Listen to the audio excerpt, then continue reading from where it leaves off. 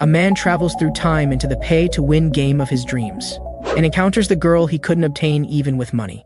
After graduating from high school, I wielded knives for 20 years and became the nation's top knife master. There's nothing I cannot cut. There's nothing my blade cannot slice through. That's right, I am the premier sashimi chef with unrivaled knife skills. Today I'm also working normally. My phone suddenly displayed a game I had previously deleted. At this moment, the local Yakuza boss approached me, insisting I become the gang leader. He directly offered an astronomical deposit of 300 million yen. I refused without hesitation and became extremely angry because unclean individuals had entered the sanitary cooking area. I immediately drove the Yakuza boss away. Even my coworkers questioned why I wouldn't join the Yakuza boss for the good life. But I only wanted to chop fish heads for life, not become a gangster. Then my phone again displayed the game I had deleted before. The Demon King has invaded and needs a hero's assistance. Looking at the beauty of my dreams, I still clicked on it. A flash of white light swept past, and I lost consciousness. When my colleague came looking for him, only a phone remained on the ground with no person in sight. At that moment, the game's loading bar on the phone screen also reached 100%. This game has no real storyline. It doesn't require any skill from you, just spending money. It belongs to the category of direct pay to play garbage games. If you ask why I played this game, of course it's because the female character is my preferred type. I was actually absorbed into the game. The character I possessed wasn't an NPC or a handsome game character. I became background character A. Gioma.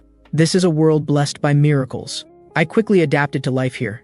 I couldn't even distinguish whether this was a game or reality. I lived an ordinary second life here, but today I received an acceptance letter from MANHWA Academy. To not disappoint my parents' expectations, I had no choice but to go. I didn't even know how this background character A managed to get into such a prestigious academy. Before my transmigration, Gioma had already awakened his blessing and participated in MANHWA Academy's entrance examination. Blessings are special abilities that humans can use, similar to skills in games. But not everyone possesses them. Blessings are generally inherited. Social classes are divided based on blessings. MANHWA Academy was established under this background. It was nominally built to cultivate heroes. Gioma, who lacks heroic bloodline, entered MANHWA Academy as a special admission student. The reason this world needs heroes is because there are demon kings here. I chanted blessing under my breath. A blessing window immediately popped up. Painless blessing, activation time 30 seconds, cooldown time 12 hours. I couldn't imagine how the previous Gioma managed to get into MANHWA Academy with such a useless blessing. Then I noticed another blessing I gained after possessing this body. Sword God's Blessing. Swinging a sword can cut through anything. Activation condition requires the blade to be under 30 centimeters long and within 5 centimeters wide. The key point is this blessing was never seen when playing the game. With the name Gioma and obtaining the Sword God Blessing that can cut through anything, the only drawback is the overly restrictive activation conditions. A blade 30 centimeters long and 5 centimeters wide is similar in size to my previous life's sashimi knife. To attend MANHWA Academy, one must carry weapons. I completely didn't want to spend money on this academy I was reluctantly attending, but I still needed weapons for self-defense, so I had a bold idea. When entering MANHWA Academy the next day, the teacher confirmed with me whether this was truly my armament. I bought dozens of kitchen knives, because the entrance ceremony required weapon inspection. The teacher thought I was playing a prank. He slapped the table and questioned whether I was treating the academy like child's play, bringing kitchen knives to the placement exam. I could only explain that this was my armament. Even the teacher was overwhelmed by my presence. Just as the teacher was about to explode, I could only explain that I was a special admission student from an ordinary family, and the tuition had already put too much pressure on my parents, making it difficult to ask them for weapon money. The teacher felt somewhat guilty at this point, wondering how he could treat such a filial son this way. I delivered the finishing blow, saying only losers complain about equipment problems. The teacher showed shocked expressions upon hearing this. This seriously earnest tone sounded exactly like someone who had reached a certain pinnacle. The teacher had no choice but to approve my armament. But nearby students mocked how a commoner ended up here. The teacher immediately scolded these students. Gioma was relieved that the weapon inspection was finally over, with the important entrance exam still ahead. MANHWA Academy was completely different from the game. So large, it was like a small city. This was a place where only upper-class people studied. I found a spot to rest. The broadcast announced that the placement exam was about to begin. Although I didn't participate in the entrance ceremony, the placement exam was very important. Gioma pulled out his kitchen knife, preparing to practice. Having wielded knives for 20 years in my previous life, my skills shouldn't be rusty. I planned to try cutting leaves to test my knife skills. The moment I drew the kitchen knife, I felt a thunderous power. System notification, Sword God's Blessing activated. Physical strength too low, armament too low, forcibly using willpower to synchronize with user. Gioma couldn't believe that just drawing the knife activated the blessing. System notification, synchronization complete, may the God's blessing accompany you. After the blessing activated, it felt like entering a fractured space. I didn't know what was happening. The kitchen knife also slipped from my hand. The space then dissipated. The moment I released the knife, he returned to the original world. After activating the sword God's blessing, it felt like the entire world was fractured. A wave of headache struck.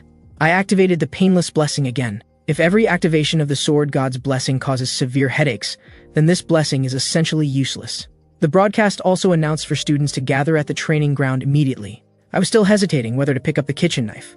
The moment I gripped the kitchen knife, a piercing pain shot through my hand. In the training ground, the new students had all arrived here. Adults were still discussing how much money they spent buying armaments for their children. One person noticed that a certain important figure had arrived. That was the 7-star hero Sword Emperor Zieg. People seeing the Sword Emperor quickly moved away from him.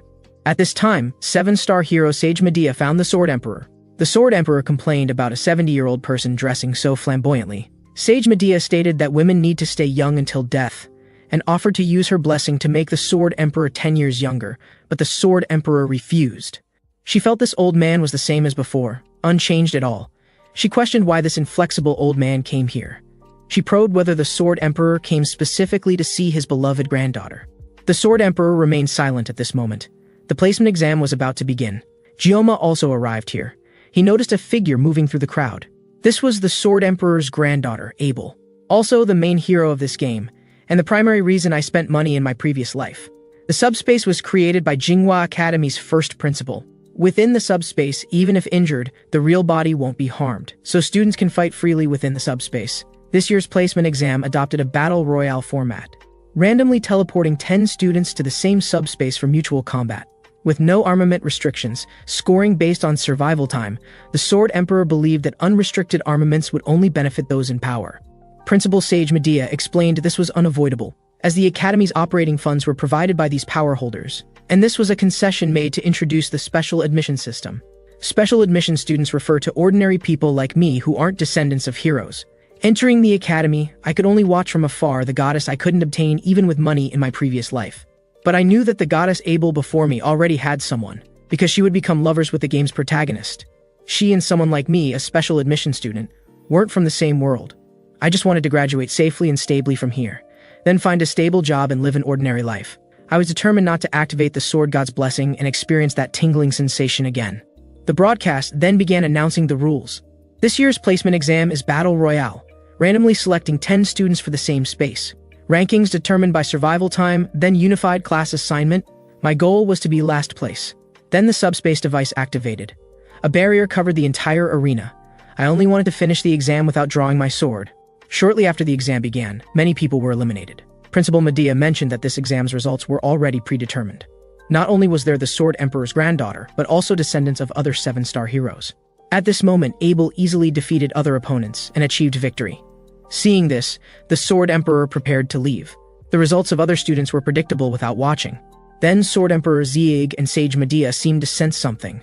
Even outsiders felt this aura. Medea asked the Sword Emperor if he felt it, and the Sword Emperor still couldn't believe it. The two never found the source of this aura. Then a sound caught their attention. This was the sound of subspace fracturing. The two looked at the sky in disbelief. The subspace actually cracked open. With 2 thunderous crashes, a figure fell from the subspace in the sky. A white light flashed, then a kitchen knife fell down. Principal Medea urgently ordered the medical team to check the students' conditions. I never expected this situation would occur. Right after entering the subspace, everyone began fighting. This scene's combat couldn't be called fighting, only one-sided torture. But they didn't intend to end the battle, instead deliberately tormenting their opponents. After using violence to torture opponents, they would also brutalize the corpses. Because I was too weak, they even ignored me. Then they targeted a girl who had clearly lost the will to fight. Seeing the two preparing to torture her with violence again, I still spoke up to stop them and cursed them as psychopaths. They also discovered I was the previous special admission student. Their target changed from the girl to me. I wanted to use the painless blessing to endure, but it only lasted 30 seconds. But these two would torture corpses for over 30 minutes. I thought about drawing my sword. Using the sword God's blessing had side effects, but now there were no other options.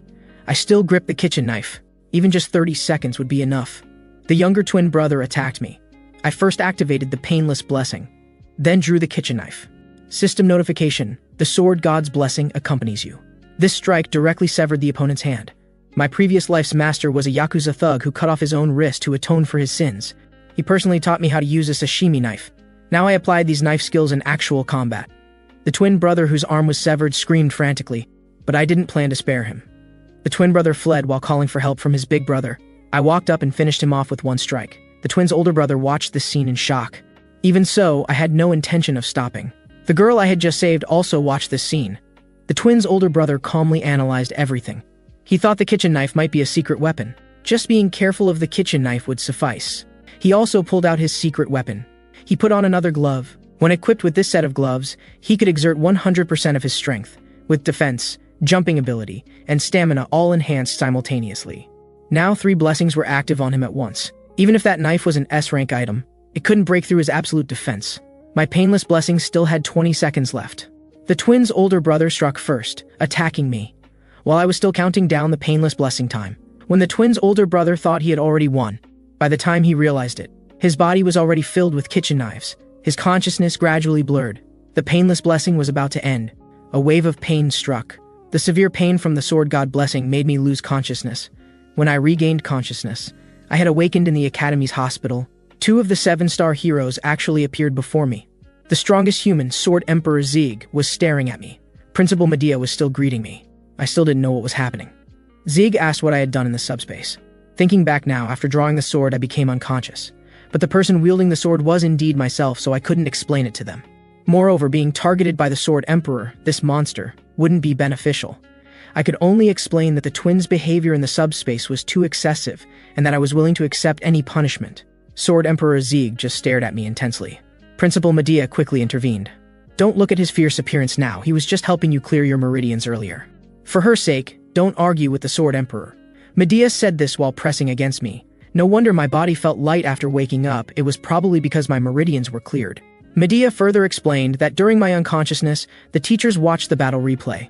Everyone saw how I fought desperately to protect the weak female student. Truly like a white knight from dreams. She kept poking my face with her finger while speaking.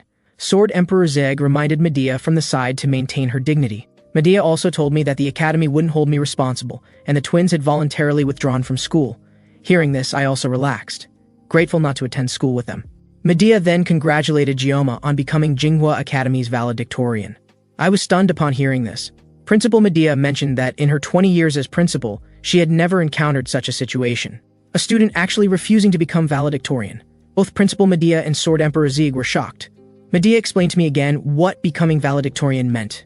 Moreover, this valedictorian was personally selected by the ancestral hero of the subspace, yet even so, I still refused to become valedictorian. Sword Emperor Zieg gave me a meaningful look. After this, Medea asked the Sword Emperor if he was upset that Gioma took away his granddaughter's valedictorian position. The Sword Emperor explained that he wouldn't object to the ancestral hero's evaluation. If the Academy determined he was valedictorian, they just needed to comply. But Gioma's swordsmanship wasn't excellent, his body wasn't strong, and his experience wasn't abundant. He just wildly swung the knife around, completely different from the sword techniques he had pursued his entire life. However, when clearing Gioma's meridians, there was a strong sense of incongruity. Something that shouldn't exist seemed to be present in his body. This thing even sparked competitive spirit in the Sword Emperor. The 70-year-old Principal Medea then spoke about how handsome male protagonists charging into battle to rescue female protagonists in crisis looked, wondering if she could become a female protagonist if she were 10 years younger. Sword Emperor Zieg really didn't know what to say upon hearing this. Medea asked the Sword Emperor what he really thought, and the Sword Emperor asked Medea if she knew what today's college students called women like her. When Medea was expecting some good title, the Sword Emperor slowly uttered bitch. The Sword Emperor, who hadn't been injured in decades, still got hurt on his face. Class levels are divided into Star, Dragon, Wolf, and Common grades. I came to Wolf grade class. The valedictorians should go to the best Star grade class, but I wanted to go to the worst Common grade class. Principal Medea speculated that putting me in the worst class would likely cause trouble with the board members. So the compromise result was Wolf grade class, because I didn't want to fight tooth and nail with them in the advanced classes. I'd rather pass time in the lower classes until graduation. Opening the classroom door, I immediately noticed something was wrong. Everyone was looking at me, but they just glanced and then ignored me. Just as I was celebrating that the principal's secrecy work was done well, a girl shyly approached and thanked me. I was momentarily stunned, unable to remember who she was. The girl blushed and mentioned the exam. Only then did I remember she was the girl I saved during the placement exam. In terms of results, I did save her, but actually it was also for my own safety. I introduced myself as Gioma, and the girl introduced herself as Chloe. I had never heard this name when playing the game in my previous life. I guess she was probably a minor character like myself. Just as Chloe was about to say something, the bald teacher arrived and told everyone to sit down. The bald teacher congratulated everyone on entering Wolf class. He announced that the first lesson would be physical training, giving everyone 30 minutes to change clothes and meet at the training ground. A student asked what physical training involved. The bald teacher explained, 100 push-ups, 100 sit-ups, 100 squats, then run 10 laps around the training ground. After all students left the classroom, I approached the bald teacher alone, not expecting him to recognize me.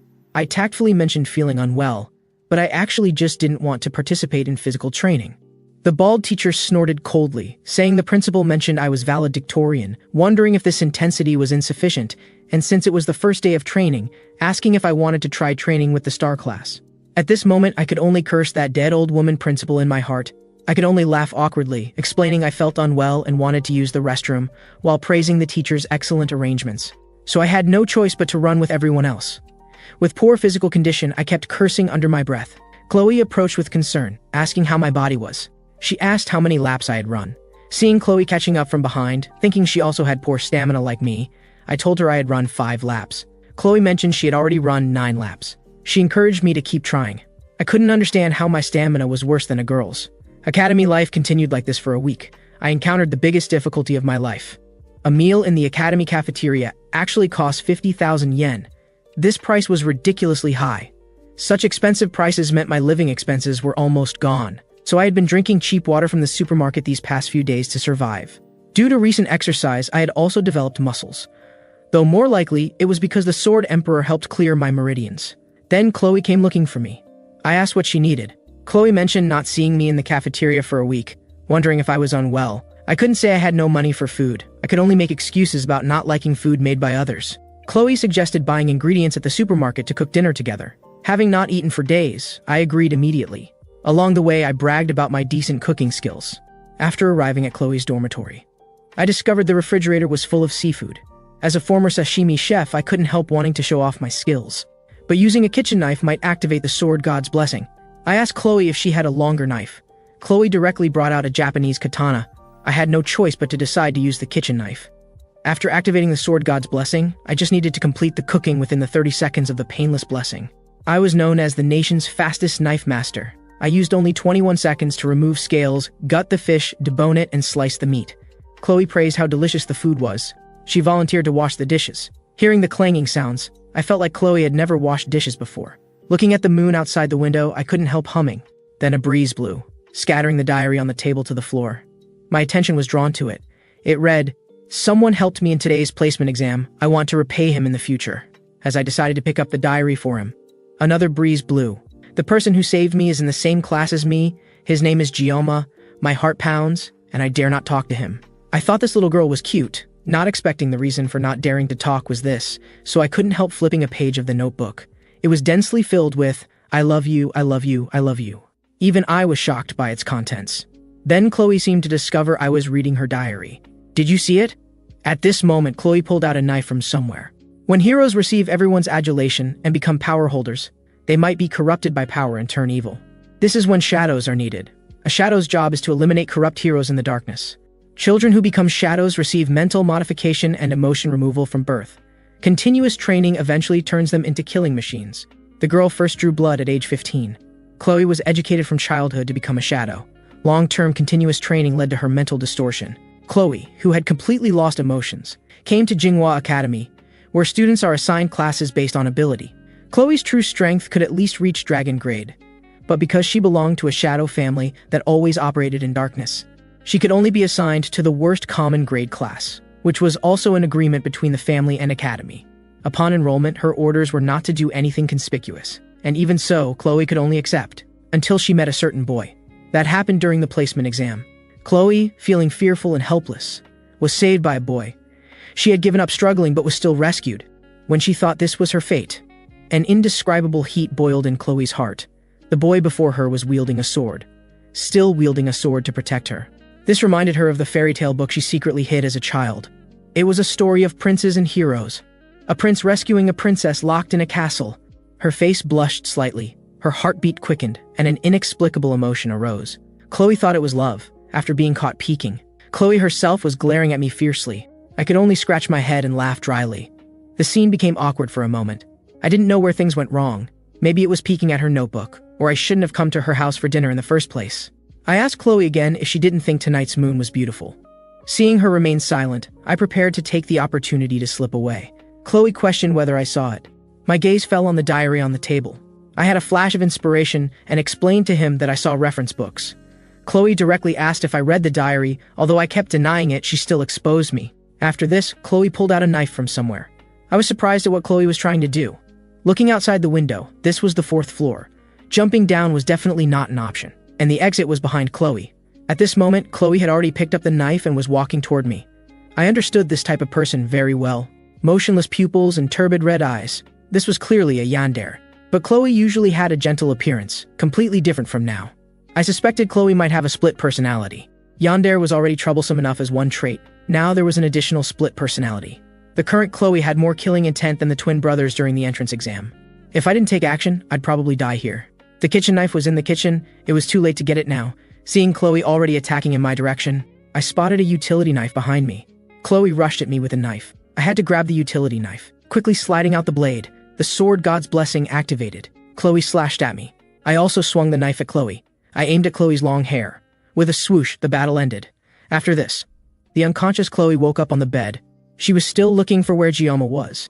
Her memory was still stuck at washing dishes while secretly watching Giamma's back. Discovering the important knife was still beside her.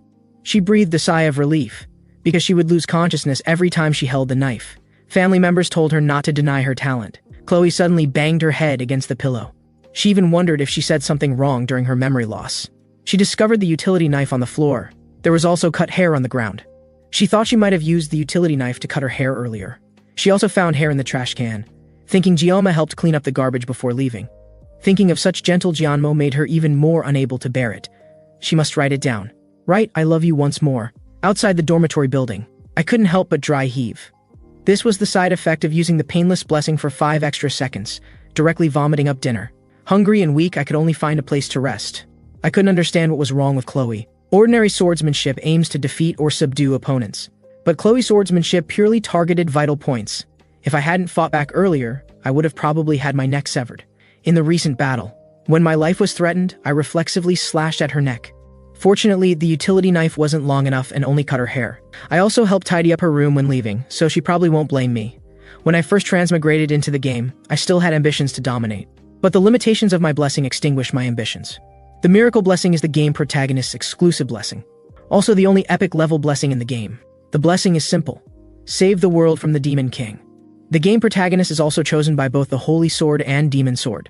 While I can only use kitchen knives, the actual gap doesn't need consideration. When playing the game before, I understood too little about it, only knowing the protagonist and important character storylines with little knowledge of other aspects.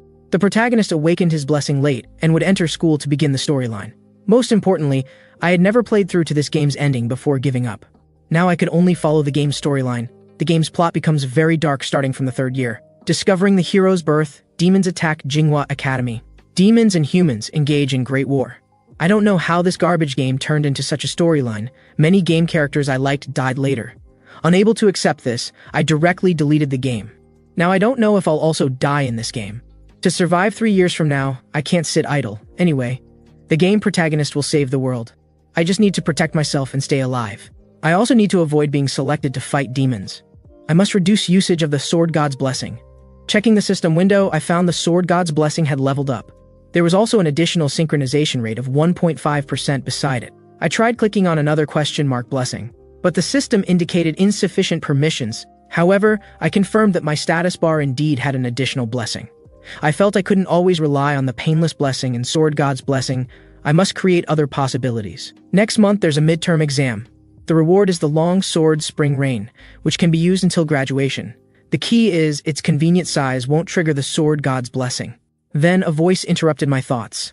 This voice claimed this spot was hers, and this person was Abel. She seemed to have just finished exercising and was quite hot.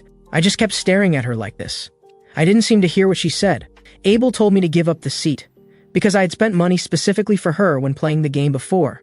I couldn't help but lose focus looking at her face. I couldn't understand why I had to give up a public academy chair to her. Fearing problems with the game storyline, I thought about avoiding her in the future. But she's really beautiful. My gaze unconsciously followed her. Then Abel mentioned that this place was comfortable for stargazing, and I thought she discovered me peeking. Such a casual personality made me doubt whether she was really the Sword Emperor's granddaughter, Abel. She even rejected the game protagonist. Abel confirmed whether my weapon was a sword, and I asked how she knew. Abel explained it was what grandfather said, and that swordsmen have different eyes. She also extended her personal treasure sword, asking if I wanted to try holding it. I directly refused. Abel pouted with a sulky expression. I questioned once again whether she was truly the aloof girl Abel from the game. Abel solemnly asked if I knew who she was. No one at MANHWA Academy should be unfamiliar with the Sword Emperor's granddaughter. I had no choice but to admit that I did indeed know her. Then Abel mentioned that while I knew her, she didn't know me. I sensed that Abel was trying to get me to reveal my name. I could only make excuses to avoid telling her my name. Abel then suspected I was a demon spy, reasoning that I was lurking in such a place in the dead of night. I felt helpless about this accusation and could only tell her I was exercising, and it was important breathing exercises at that. At that moment, I noticed numerous scars on Abel's hands. She hastily hid her hands behind her back. I could see that she was truly working very hard. Abel spoke about how, possessing the Sword Emperor's bloodline, she must be the most perfect and outstanding existence. If she showed even the slightest flaw, she would be attacked by everyone. Since birth, the recent placement exam was the first time she had lost to someone, so she was curious about who had defeated her. Hearing this, my heart remained relatively calm. Abel then said that when she encountered that top student, she would definitely beat him half to death. At this point, I couldn't help but shiver and hastily told Abel there was no need to be so ruthless. Abel explained it was all because of that person who didn't attend the top student oath ceremony, leaving her, the second place, standing there awkwardly. The key issue was that her grandfather wouldn't tell her who the top student was. I asked why she was telling me such things. Only then did Abel reveal that it was because you looked very weak. Abel's family motto was to be strict with the strong and merciful to the weak. The classmates in her class were all a bunch of idiots, making it impossible to befriend them. I also understood the reason for her coldness toward the game's protagonist. As Abel was preparing to leave, she seemed to notice something amiss. She asked for my name again, but I still didn't tell her. The next day, I was constantly worried that Abel had already grown suspicious of me. Chloe had already made friends and integrated into the class.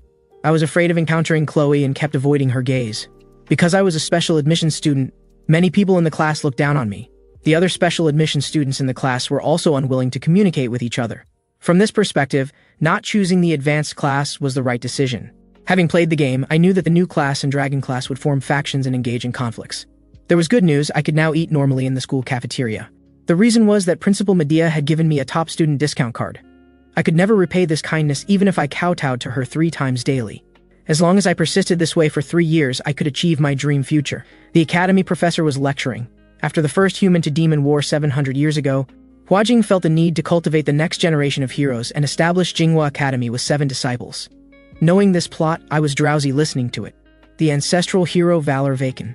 After fighting the demon race for 2 years, he finally achieved victory, but he also lost an arm and his combat ability. Both sides in the battle suffered heavy losses. The first human-demon war became the catalyst for both sides to begin a ceasefire. At that time, Jinghua Academy was established to train heroes. Humans and demons signed a peace treaty, and 700 years had passed. Students who had never experienced war couldn't appreciate the preciousness of peace. Only I knew that this 700-year peace was about to end. Even if it would affect the plot development, I still wanted to tell Principal Medea about this matter, although I didn't know what choice she would make. In the original plot, due to her own blessing, Medea discovered this anomaly very early. To protect the students, she was the first to enter the battlefield. She became the first 7-star hero to be killed by the demon race. Although I hadn't played through this part of the plot before deleting the game, I learned about this through online guides. I would have been better off not knowing about this. After class, a commotion erupted outside the classroom door. I instinctively checked the date on my phone. Today was May 5th. Students all gathered around. If I remembered correctly, today was his enrollment day. He was the protagonist of this world, Leon van Leehart. The 700-year-long peace would end starting from this day. In my eyes, this guy was just a disgusting fellow, a pretty boy who relied on his looks, and a man who attracted women like a magnet. If this were an adult game, the protagonist Leon should have died before battling the Demon King. The key was that he attracted female characters like a succubus. The women attracted to him included the Spear Saint's niece Rachel, the Swordman's daughter Zoki, the Sword Emperor's granddaughter Abel. The more I looked at him, the more disgusting he seemed. Miracle's blessing. In the game, the protagonist Leon Van Leehart was one of the first to be sent out to subjugate the Demon King 3 years later. It was almost like a forced dispatch. Even the ancestral hero Valor Vacan had only sealed the demon army's first legion. I couldn't imagine just how powerful the demon race was. It couldn't be some crazy plot where the protagonist loses, could it? At that moment, the protagonist Leon seemed to notice my gaze. He looked directly at me. He even smiled at me. I was completely thrown off. In that instant, even I felt that this was indeed Miracle's blessing. The protagonist would solve all problems. This protagonist indeed looked very reliable, and even I was convinced by just one of his smiles. The academy training ground. I was here practicing sword swings. When using oversized swords, the sword god's blessing wouldn't cause trembling. To avoid long-term dependence on a blessing with side effects, I needed to learn some swordsmanship. At this time, Chloe approached me, asking if she had done something wrong. It wasn't anything major. I had nearly been killed by her, but I couldn't say that. I could only tell her that nothing had happened. To stay quietly at the academy, I tried to avoid making enemies for myself. Although she had lost consciousness at the time, I had touched her sword. I knew very well that the sword was filled with sadness and seemed to be pleading for me to save her. Yet the blade's killing intent was terrifying. If used with the intent to kill, she would be more dangerous than the Mao brothers. At this point, Chloe invited me to have dinner at her home. She said she would personally cook for me. But when I thought of her drawing her sword, it would be better to refuse. However, her sincere and pleading eyes made me reluctant to refuse. If I agreed, my head might end up opening its eyes in a freezer next time. So I thought of a compromise. That was to ask her for a favor, and this was something only she could do. Hearing this, Chloe immediately perked up. I then asked her to teach me swordsmanship. I indeed needed a swordsmanship teacher, and Chloe was frighteningly strong. After that, I would avoid her every night before sleep, and when encountering terrifying events, I had action guidelines prepared. This was also a strategy I had prepared in advance to survive at the hands of a yandere. At this time, Chloe arrived at the training ground according to our agreement. We had agreed on 8 o'clock, but she arrived at 6:30. She was a full hour and a half early. Scanning Chloe's attire, I felt a strong sense of incongruity. When she wore the school uniform, you couldn't tell, but she actually had a surprisingly good figure, and even abs. I understood why she was so strong. I then handed the wooden sword to Chloe. When she asked why we weren't using real swords, I wondered if I had heard wrong or said something wrong. This wasn't a life and death duel. Why would we use real swords? Holding the sword, Chloe murmured about how gentle the sword demon was. She seemed like a different person as she examined the wooden sword in her hands. She just swung the sword casually, and I seemed to hear the air being cut. I couldn't imagine how much strength she possessed. Would I be cut up like a watermelon? I opened the status window again to confirm the sword god's blessing. I still didn't understand what this assimilation rate meant. The question mark sections were still unviewable. Chloe looked at me with a strange expression as I stood there in a daze, asking what was wrong. They apparently couldn't see the status window. If I continued spacing out, it might cause misunderstandings. Before training, I asked Chloe to go easy on me. In my previous life, I was at least a practical fighter. To reach the pinnacle in any field required not only hard work, but also sacrificing everything. The reason I adapted to academy life so quickly was also due to this. At this moment, Chloe had already assumed her stance. She attacked me directly. Her speed was so fast I couldn't see it clearly. Her blade techniques were still those deadly strikes. Having barely dodged the first move, I couldn't help but curse internally about the promised restraint. Chloe gave no quarter, and even demonstrated a hand-switching technique. The speed was too fast, catching me completely off guard. Her strength was so great that it even numbed my arms. When I was preparing to seize the opportunity to counterattack, Chloe had already begun her third assault. I wondered if she was really holding back at all. Before I could react, Chloe slashed at me again. I was still wondering if I'd survive taking this hit. With a crack, my wooden sword already had a fissure. I hastily retreated. Chloe's attack seemed unstoppable as she continued her fierce assault. But the wooden sword couldn't withstand it. It was directly cut in half and flew away. I was completely no match for Chloe. Chloe hurriedly apologized, saying she had intended to be gentler but still broke it. At this moment, her gaze seemed to see something she shouldn't have seen. The system prompted, "You have met the armament conditions." Bug occurred due to armament destruction. Suppressive force began adjusting the user's personality. Personality decreased. You have awakened the sword god's blessing. Chloe looked at this scene in shock. And I had already lost consciousness. I seemed to return to a certain place in my memories. This place was somewhat like the kitchen from my previous life. I appeared to be handling seafood. I casually selected a Chinese cleaver. The system prompted that I could not use this knife. I chose a long knife but still couldn't use it. Now only the sashimi knife was usable. I thus grasped the sashimi knife. Master told me that as long as I cut down, I could make good cuisine. System prompt, you have awakened the sword god's blessing. Chloe was still asking what was wrong with me. Having lost consciousness, I slowly walked toward Chloe. then suddenly flashed and charged at Chloe. Chloe hastily raised her sword to block my attack. She was still calling my name, telling me to wake up. I knocked Chloe flying with one strike. The impact force from this strike sent Chloe tumbling to the ground. Chloe also realized that I seemed like a completely different person. I slashed at Chloe again. Chloe could only retreat backward. I, controlled by the blessing, had completely lost consciousness. Chloe, affected by the previous impact, was already unable to dodge the next attack. Chloe was still calling my name, Sword Demon, Sword Demon. I grabbed the wooden sword and struck at Chloe. Chloe was still trying to wake me up. Just as this sword was about to kill her, Chloe loudly called out my name, Gioma. At this moment, I still didn't know what was happening. There was actually a fish I couldn't cut. Most importantly, this fish kept dodging on the cutting board. At this time, Master ordered me to quickly cut it into sashimi. But there seemed to be a voice constantly calling out to me. This voice restored my consciousness. I remembered that my name was Gioma, and the person calling out to me was precisely Chloe. Having regained consciousness, I directly threw away the broken wooden sword. Chloe thought she was done for. At this moment, I caught Chloe, who was about to fall to the ground, and told her that today's sparring session was over. Chloe asked with concern what had happened to me. I thanked Chloe for the sparring and turned to leave. Chloe looked at this scene with confusion. After Gioma left, since the placement exam, Chloe had felt a strong sense of incongruity about Gioma. That power had exceeded common sense and was incredibly bizarre. It wasn't pure technique, it was like the blade itself. Even when Chloe unconsciously used all her blessings, she was no match for him. And he was still wielding a broken wooden sword. At this time, a voice asked if Chloe looked very happy. Chloe immediately recognized the other party. It was Chloe's brother, Noth. Noth questioned why Chloe had been mixing with that commoner since enrollment. Chloe told her brother not to speak about him that way. Noth warned Chloe that if she continued associating with Gioma, the family would kill him. Hearing this, Chloe actually felt relieved. She told Noth that even if the entire family came, they wouldn't be a match for the Gioma. Noth fell into contemplation as he watched Chloe's departing figure. I was now certain of one thing. The power I had obtained was neither a god's blessing nor a god's protection. It should be a curse. To avoid relying on the sword god's blessing, I had to acquire a new weapon. The sword god's blessing would manipulate my body, control my consciousness, and make me go berserk. If it hadn't been for Chloe's calling at that time, something irreversible might have happened. It was her calling that caused the sword god's blessing barrier to shatter. Only after throwing away the wooden sword did I regain consciousness. This was thanks to Chloe awakening my consciousness. However, it was also because she had severed my wooden sword that this incident occurred. I was afraid of awakening the sword god's blessing again, and hurriedly left. This was an ability exchanged for lifespan. I was a transmigrator, and with this blessing, I could continue staying in this world. I just wanted to live an ordinary life in this world. I used to think that as long as I resolved some minor incidents, I could live a peaceful life. Now I finally understood what existed within my body. What wanted to devour my rationality wasn't a blessing. What wanted to devour me was a curse, a heaven-defying technique. 3 days later at Jinghua Academy, the yandere Chloe was interacting with classmates.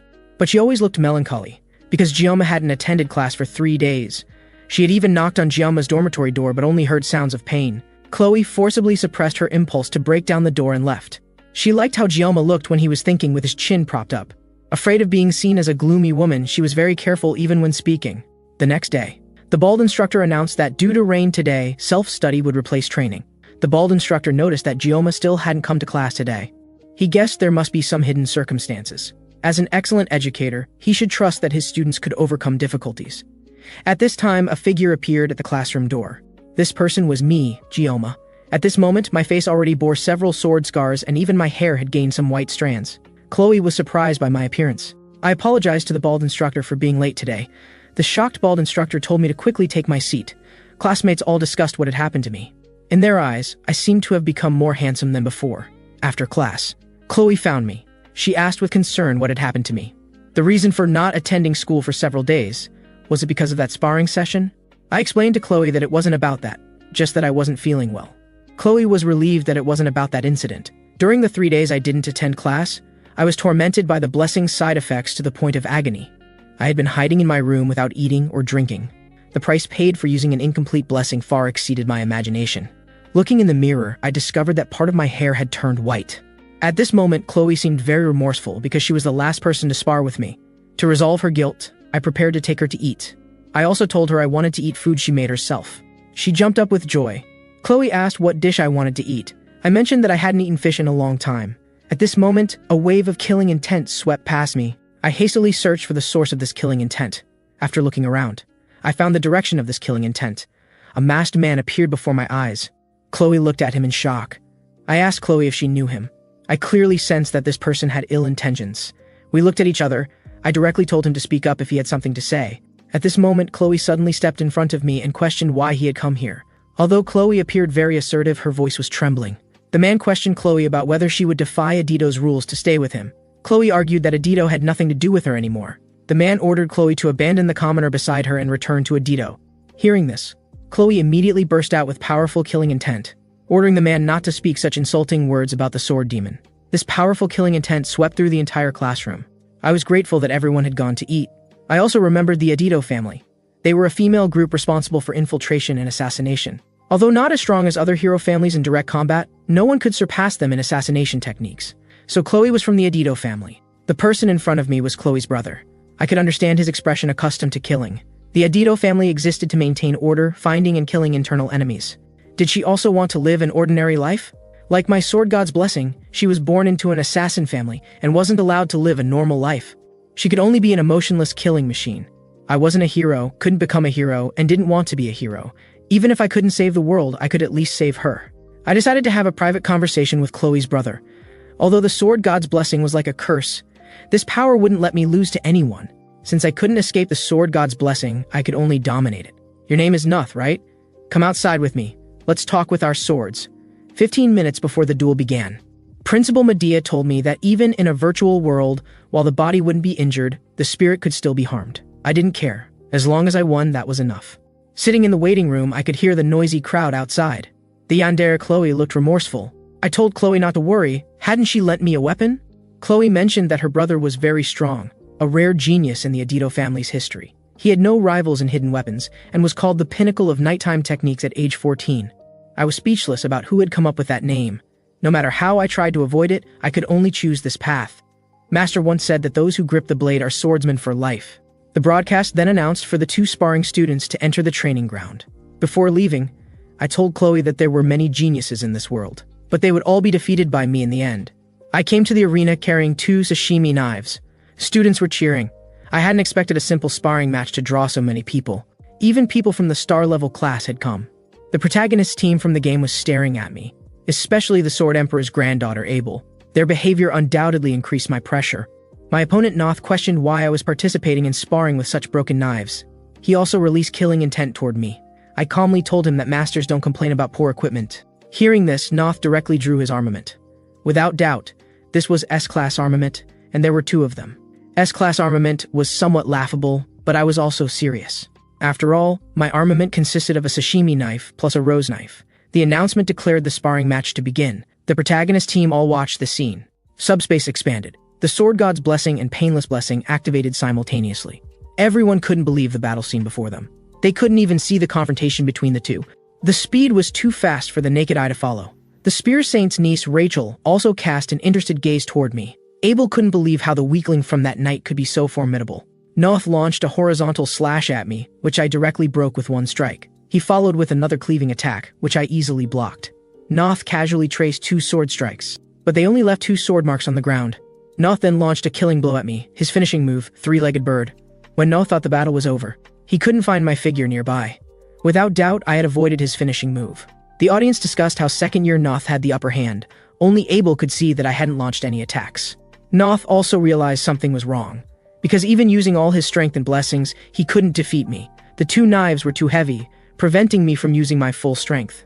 I threw down 1 sashimi knife. Noth still wondered why I was discarding a weapon. I gripped Chloe's rose knife with both hands. I faced Noth like this. He completely didn't understand what I was doing, but he burst out with powerful pressure and prepared his defense. With just a whoosh, a flash of light pierced through. I entrusted my body to something that wanted to devour me, the Sword God's Blessing. May God bless you. This strike severed one of Noth's hands. Noth still couldn't see clearly what had just happened.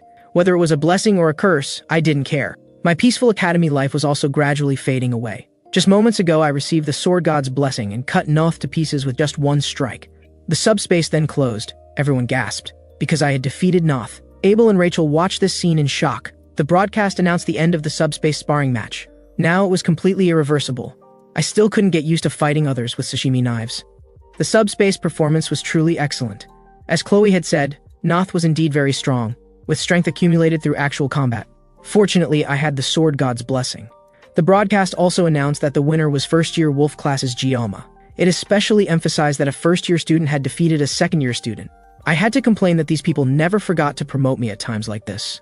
There was no choice. This was the path I had chosen. At this time, new class students were still discussing. Someone from the Adito family had lost to a first-year guy. Through the recent broadcast, Abel also learned that my name was Gioma. Now the entire Jinghua Academy was discussing Gioma's matter. Gioma had defeated Noth with just one strike. This incident was a huge blow to Abel, because she also couldn't see clearly how Gioma had moved. The key was that he didn't use traditional swordsmanship or proper armament. Instead, he used 2 kitchen knives. Abel was the Sword Emperor's granddaughter, so she took pride in swords. She really hadn't expected that using such knives could make someone so strong. At this moment, Abel remembered something else. She had once told Gioma that she was curious about who the top student was, and said that if she knew, she would definitely defeat him next time. Now thinking about it, the top student was Gioma. Thinking of this, Abel trembled all over. Gioma was stronger than her. What had that guy been thinking when he looked at her that night? Getting angrier as she thought about it, Abel slammed the table and shouted about what he had been thinking. This slam startled Rachel nearby. Abel hastily explained that nothing was wrong, nothing at all. Rachel looked suspicious. She explained again that she just felt unwell, but Rachel seemed determined to get to the bottom of it, first asking if Abel was hungry. Then, if she had brought weapons? Then if she needed to use the bathroom? Abel could calmly deny all 3 questions. Finally, she asked if Abel was thinking about men. Abel blushed as if she had been caught red-handed. Rachel immediately burst out laughing, so Abel was a woman after all. She had thought Abel would never fall in love. The blushing Abel vehemently denied it. Rachel asked who that guy was. Let me guess. Is it Leon? His face is quite handsome. Hearing Leon's name, Abel remained unmoved. Rachel also remembered that Abel seemed to dislike Leon. She then asked if it was yesterday's sparring special admission student, that black-haired one. Abel, having been guessed correctly, directly looked away. Rachel was certain it was this person. She immediately pulled Abel to set off. Abel asked where they were going. To find him, of course. At this time in Wolf class, Rachel pulled a reluctant Abel over and shouted in the classroom that they were sorry to disturb everyone. Students were all stunned. Abel shyly suggested they should go back first, but Rachel acted as if she hadn't heard and was still looking for a good position. She quickly found a desk with a good view. She directly stood on top of it. She didn't forget to shout about where the black-haired boy was.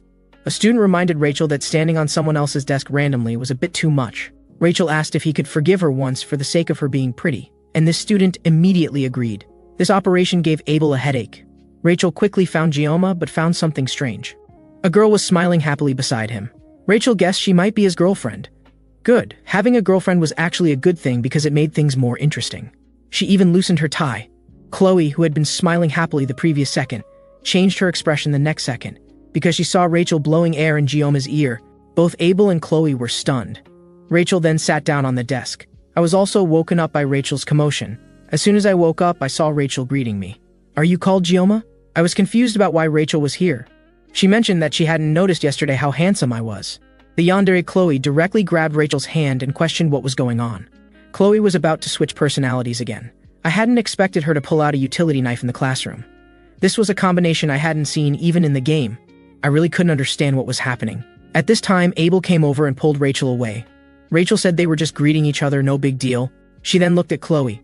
She even patted Chloe's head, saying that adults were talking and children shouldn't interrupt.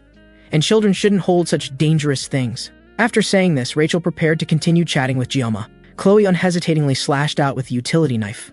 Both Abel and I were stunned. Rachel seemed to notice something and instinctively turned around. She unsurprisingly caught Chloe's hand, small in stature and a bit petty. Abel nearby, afraid things would escalate, hurriedly called out to Rachel. Even so, she remained unmoved. She directly threw Chloe out. Chloe flipped several times in the air before landing steadily. The classroom spectators all cheered. In the face of overwhelming power, any technique was useless. The power supremacist family's legitimate heir, the Spear Saint's niece Rachel. She then asked if that little brat was my girlfriend. I directly denied it. Chloe nearby stared at me with cold, piercing eyes, but no meant no. After thinking it over, I could only utter 2 words, friend. I still didn't understand the situation. Why was Abel here too? The previous scene had been too chaotic, and I hadn't noticed she had come as well. I asked why the 2 of them had come here. Rachel explained that Miss Abel was interested in me, so they came to take a look. The blushing Abel hastily waved her hands in denial, arguing that Rachel had forced her to come. Abel, you obediently followed along. I thought you wanted to come too. For a moment, Abel was speechless. The classroom audience was growing larger. Abel, averting her gaze, explained that there seemed to be some misunderstanding. She hadn't said she wanted to come, but I felt that if she wanted to come, she could just come directly. I told them that if there was nothing else, they should leave quickly because I wanted to sleep. Both Abel and Rachel looked shocked. Rachel even took my arm and said she liked me. She also invited me to come to her room after class. Hearing this, Chloe immediately shouted loudly to get away from the Gioma. Rachel burst out laughing and asked Abel if she had heard that, but Abel was glaring at her from behind. Seeing this, Rachel could only bid me farewell. See you next time. I could only tell her not to come next time. She didn't forget to wave goodbye to me as she left. I lay down and prepared to continue sleeping. At this time, Abel slowly stopped and turned around. She looked at me from afar one last time. Only then did she reluctantly withdraw her gaze. Outside the classroom, Rachel hadn't expected Gioma to have such an attitude. She sensed something from those dark eyes. A feeling like her throat was being cut. Thinking about it now still gave her chills, completely different from the useless classmates she had encountered since enrollment. She had originally just wanted to tease him but discovered this unexpected harvest. The Spear Saint family had always married outstanding warriors through generations. In some ways, he was a desirable resource. No wonder the unshakable Empress would be moved. Rachel suddenly turned around and apologized to Abel. Abel said she didn't need to apologize for what just happened. She should apologize to the Wolf class students instead. But she wasn't apologizing for those two things. Rachel then revealed that she wouldn't give up Gioma to her. Hearing this, Abel was stunned. At this time, on the other side, Noth was muttering like a madman about killing him. He had never lost anyone in his life. He was Adito's genius. He plans to launch a surprise attack tonight to kill Gioma, planning to mobilize all members of the Adito family. Gathering the strength of the entire clan should be enough to take him down. Finally, he will bring Chloe back, because Chloe's potential has already surpassed his own. The moment he pushed open the door, it was as if he discovered a new world. Someone was sitting there eating an apple, and that person was none other than Gioma. After that incident, the yandere Chloe has been in a state of madness. I can feel that she's still angry. She keeps muttering, "Die, die." I have something I need to confirm with her, so I found Chloe. She immediately returned to normal, and I asked her about how Noth was doing. Sister Chloe said brother Noth was admitted to the Academy's affiliated hospital. She hasn't visited him and doesn't know what's wrong. I thought battles in subspace shouldn't cause external injuries. Chloe told me that brother Noth was indeed hospitalized, and she told me not to take this matter to heart. I never expected Noth to be so weak that he couldn't even withstand this level of shock. I suspect he might be plotting something else. From my previous life's experience, the best way to deal with a yandere is to gently pat her head, and that's how I got the location of Noth's hospital room from Chloe. Then I went to Noth's hospital room to wait for him in advance. I took a bite of the apple in the hospital room and asked if the apple was edible. Noth was so frightened he couldn't speak. The Adito family is really wealthy, living in such a luxurious hospital room. Noth questioned what I was doing there. I picked up the fruit knife beside me. Noth thought I was going to eliminate him completely, but I just picked up the small knife to peel the apple. My masterful knife skills peeled the apple skin perfectly. I placed the peeled apple on the table and told Noth to eat some fruit if he couldn't eat his meals. This angered Noth so much he was ready to draw his knife and fight me. I also stopped at the hospital room door. If you want to seek revenge against me, I'll destroy the entire Adito family. Hearing this, Noth was obviously terrified. Then with a bang, I closed the door and left. The apple I had just peeled also developed cracks. The sound of the apple splitting scared Noth so much he sat down on the spot. The flames of hatred have been extinguished by me. I think Noth should have lost his desire for revenge. This kind of bluffing intimidation is quite effective, because I know the 30-second protection cannot defeat all members of the Adito family. 30 seconds can handle at most 10 people, but that's the worst situation. I still need to try to control myself and not kill randomly. Now I feel like I'm standing in the eye of a storm. I seem to have gotten used to this kind of life. Could there really be something wrong with my brain? Currently, Noth's situation should be resolved. Now the most troublesome thing is the persistent female character Rachel, who actively approached the protagonist in the game. But she's someone who was conquered even later than the game's heroine Abel.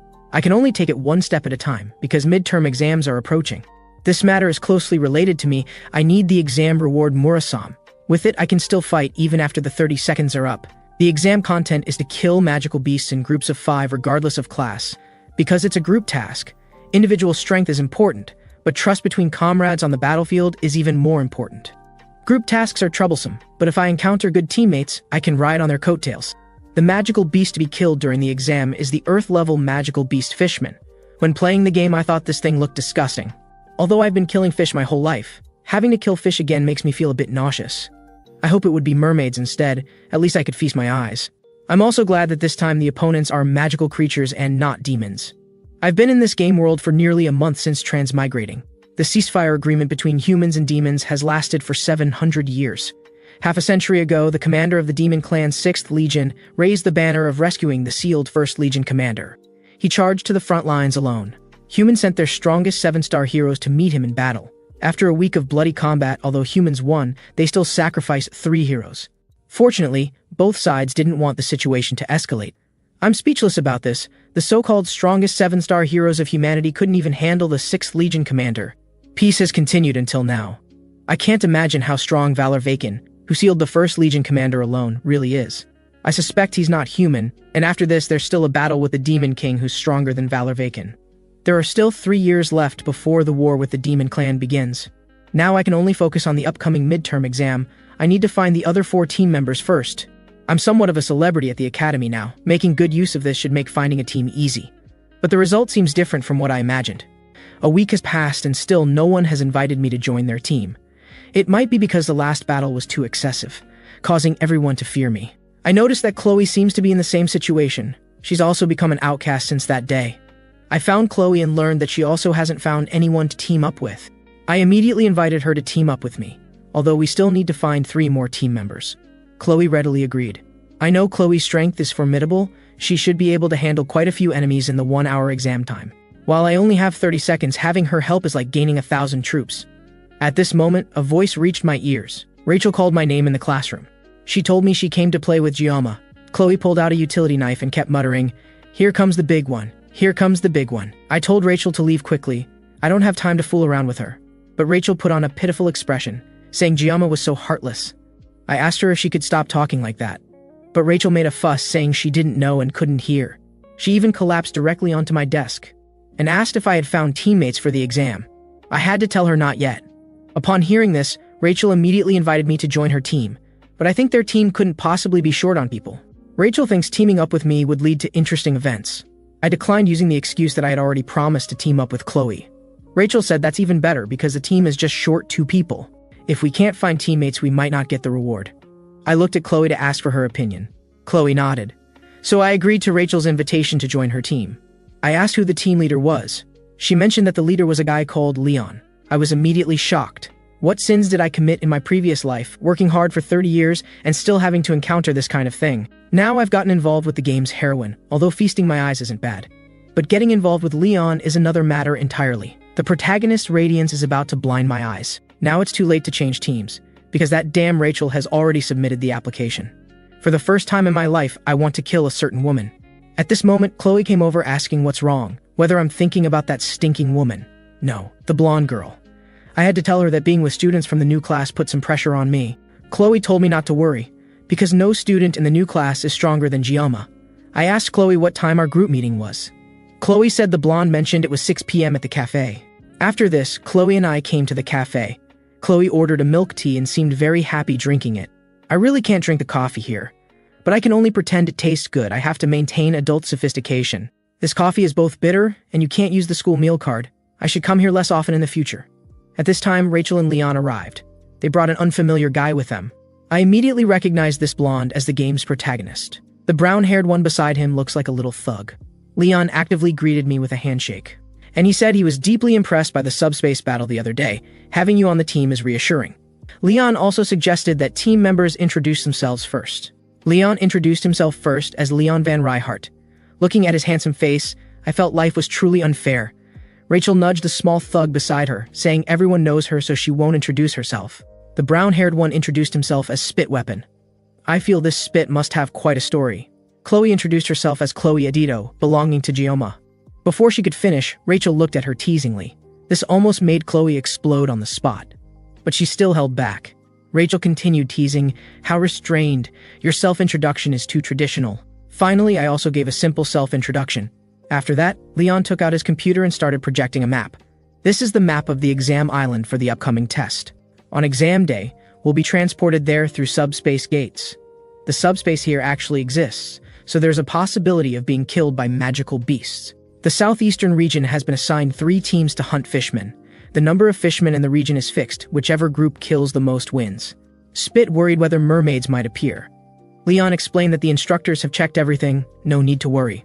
Chloe asked whether other groups might ambush us. Leon explained that this exam focuses on hunting fishmen. Students fighting each other would result in disqualification. I admire that someone from an assassin family would worry about such things. After this, only Leon and I remained in the room. I just wanted to leave this awkward place quickly, but Leon stopped me and asked, "Joma, where are you from?" He seemed to have asked a similar question before, but this time's question is fundamentally different from that one. I can't read the meaning in his eyes. Does he mean which region I'm from? If that's what he's asking, he could have asked directly during the self-introductions. Deliberately waiting until everyone left before asking must have some reason. At this moment, Leon suddenly apologized, saying he said something strange. "Gioma, I'm wondering if you might be like me, but this game uses H country names, and there's no distinction between countries. Anyone would think I'm from H country." Then Leon said, "Just pretend you didn't hear what I said earlier." After saying this, he prepared to leave. Without thinking, I put my hand on his shoulder. "Leon, where are you from?" If I let him go like this, I'd definitely be too curious to sleep. Leon explained that he's from Germany. I don't understand what this Leon guy is up to. For a moment, I thought this guy was also from another world. I can't be certain that I'm the only one who was reborn into the game. Moreover, he's the protagonist. He has a greater possibility than me, a minor character. Under the protection of the Sword God, my senses became sharp. I activated the Sword God's protection again, silently reciting Leon is a person from here. The Sword God's protection responded, "Leon is a person from here." After awakening the Sword God's protection, as long as I concentrate and touch shoulders, I can hear voices. Every time I continuously activate this ability, my head hurts. Even the painless protection has no effect. The Leon I saw today is the same Leon from when I played the game. Even a skilled actor couldn't perform so authentically. Was he really just asking about nationality? Then I used a search engine to look up information about Leon van Lahart, but couldn't find his documentation. Anyway, I'll only have contact with Leon this once. If this happens again, I'll ask Medea for help. I hint to myself not to think too complexly. I've never wanted this kind of thing to happen, but I'm quite calm when facing this reality. I open the system panel again. The physical level has increased from 5 to 7. The sword size hasn't changed. The mental level is still 3, currently not meeting the synchronization rate conditions. It should have improved after working hard to train the body.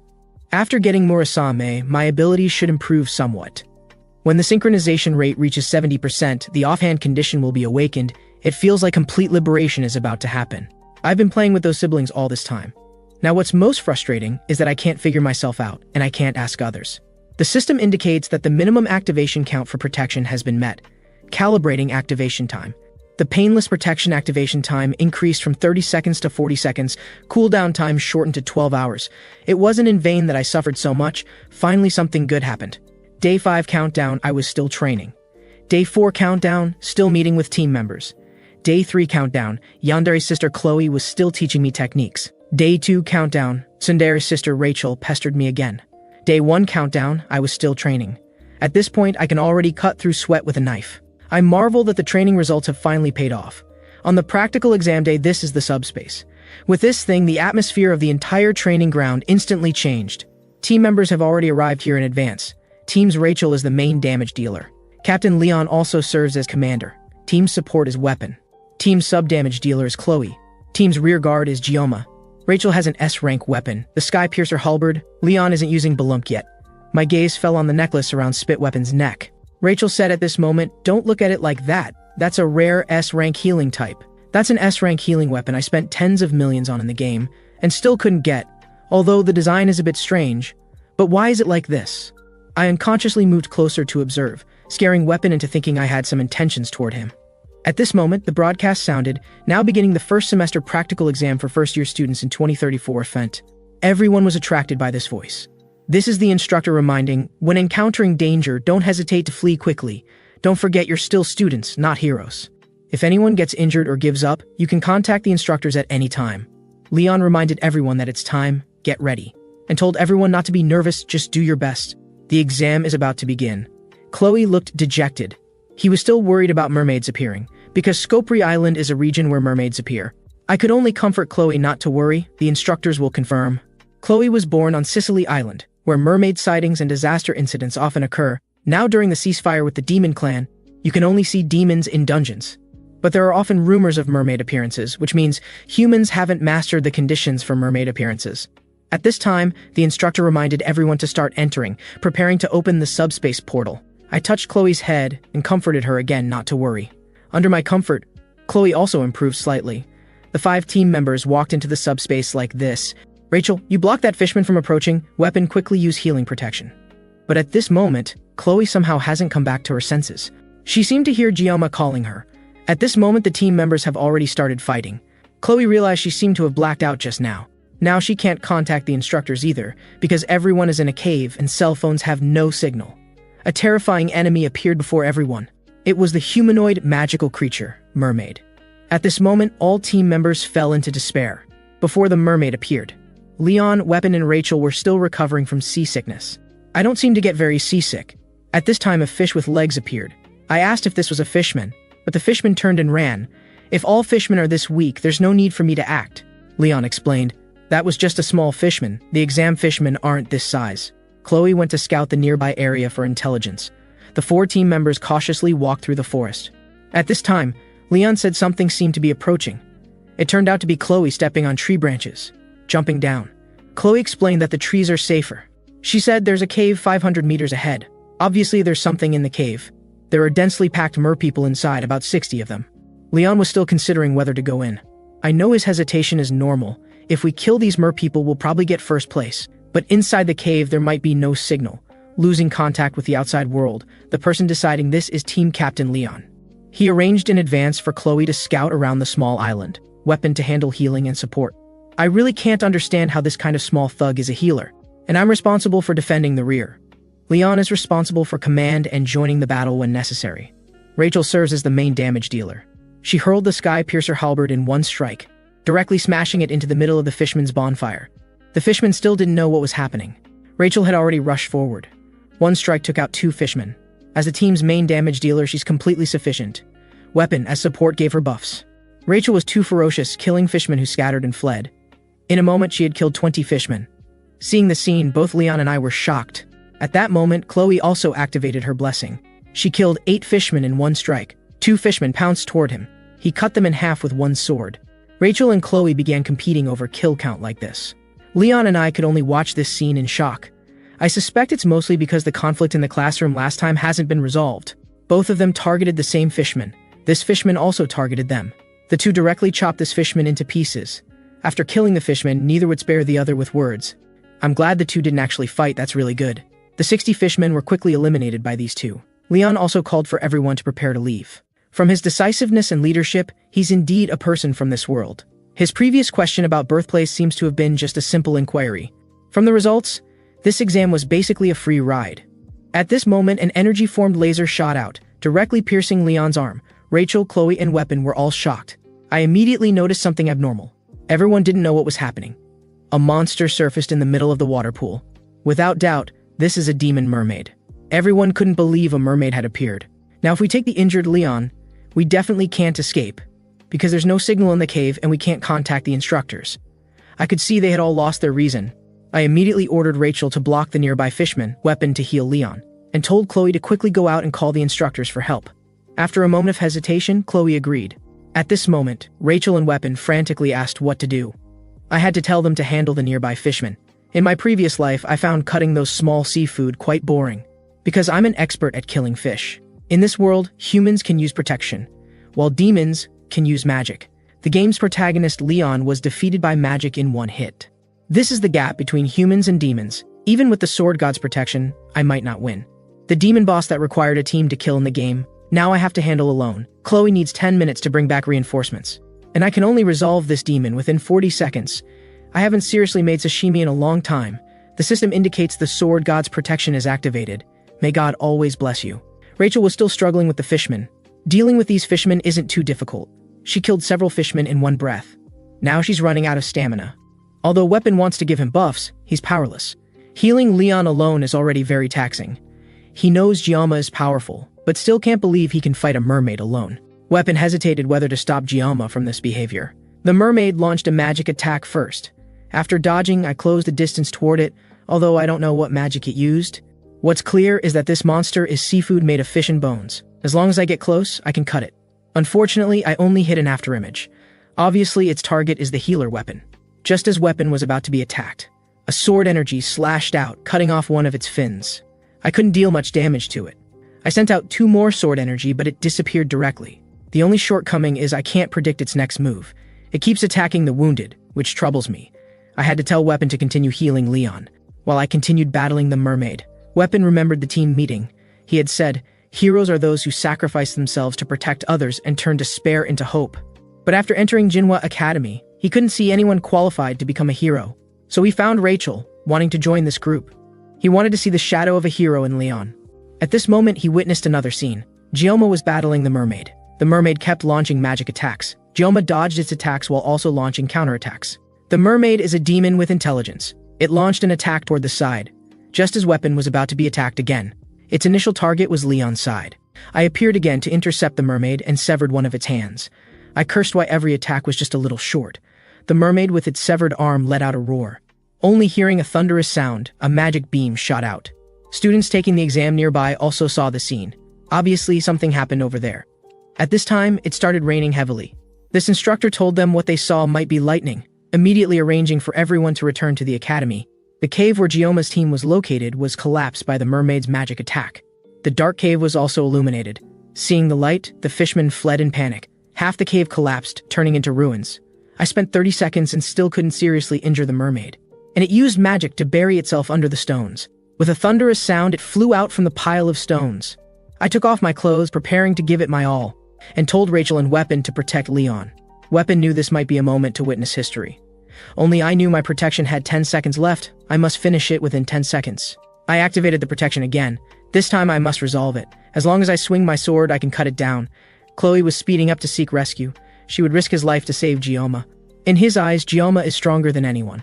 But he seems unwilling to fight, always avoiding combat when possible. Only drawing his sword when absolutely necessary. His arrangement was correct.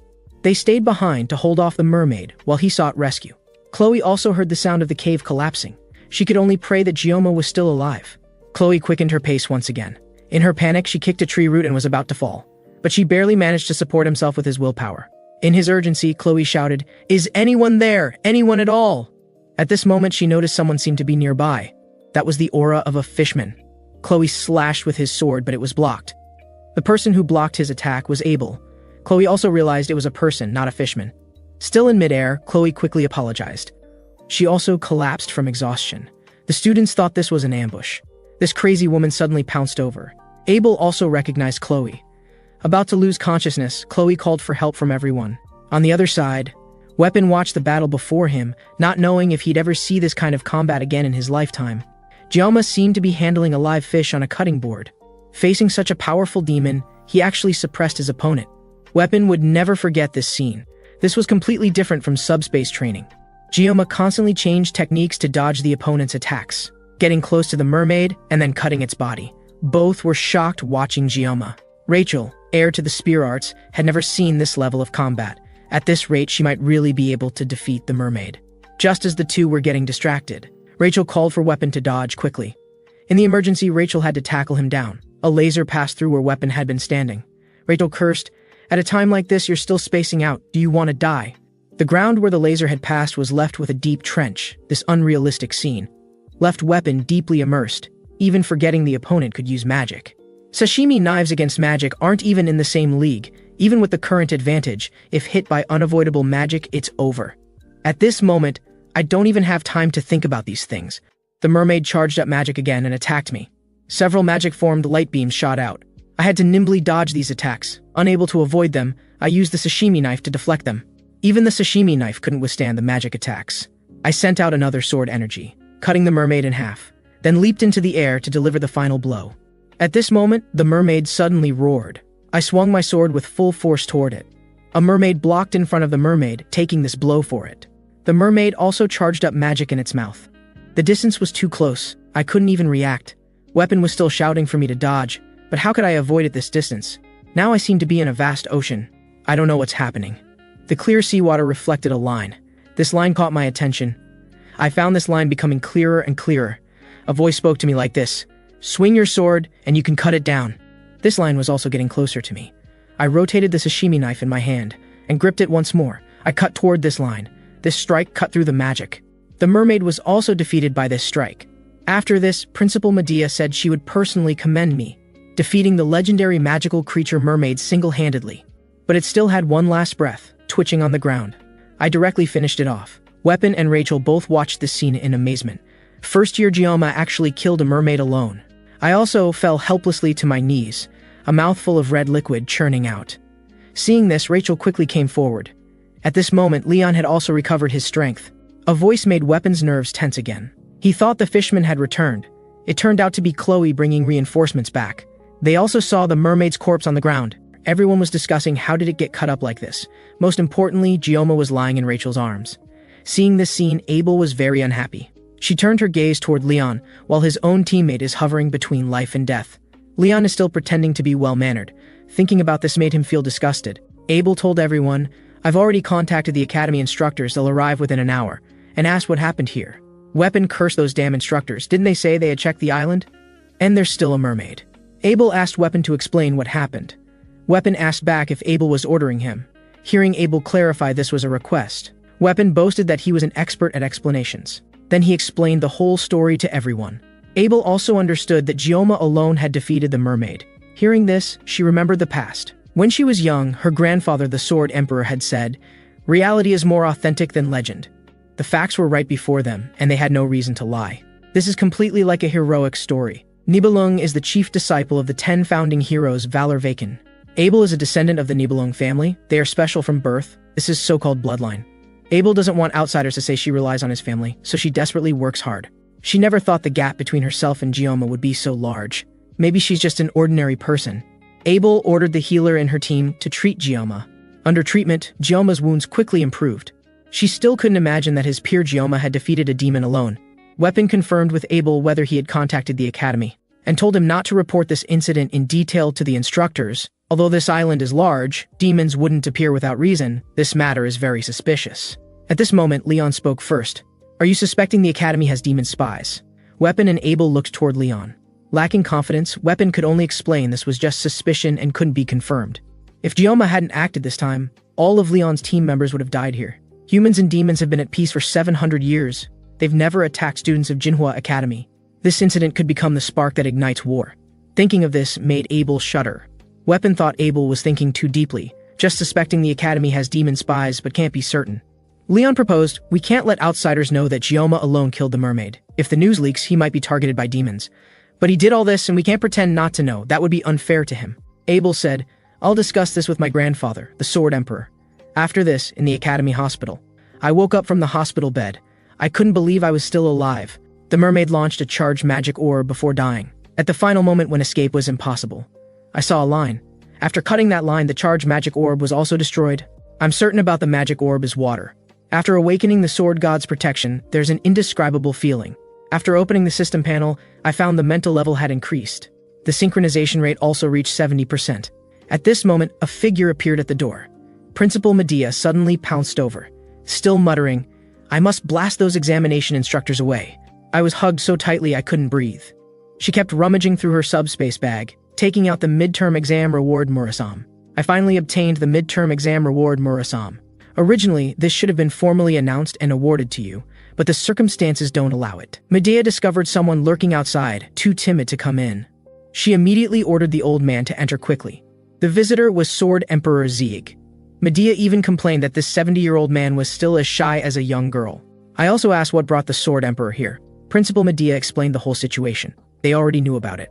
She formally apologized on behalf of Jinghua Academy, as the academy's negligence nearly cost the students their lives. She swore in his capacity as principal that she would find the cause of the demon's appearance. Sword Emperor Zeg also believed that I had saved the students. I said I only did what I could. Medea told me this matter must remain confidential until the truth is found. This incident was indeed caused by internal problems within the academy. Of course, I understood their approach. On the way out of the hospital, Principal and Medea asked Zig if he remembered when they first came to this academy. Unfortunately, Zig no longer remembered. He sighed that 60 years had passed here in the blink of an eye. But this academy has a 700-year history. We only occupied 1/10 of this academy's time. Many events have occurred over these 700 years.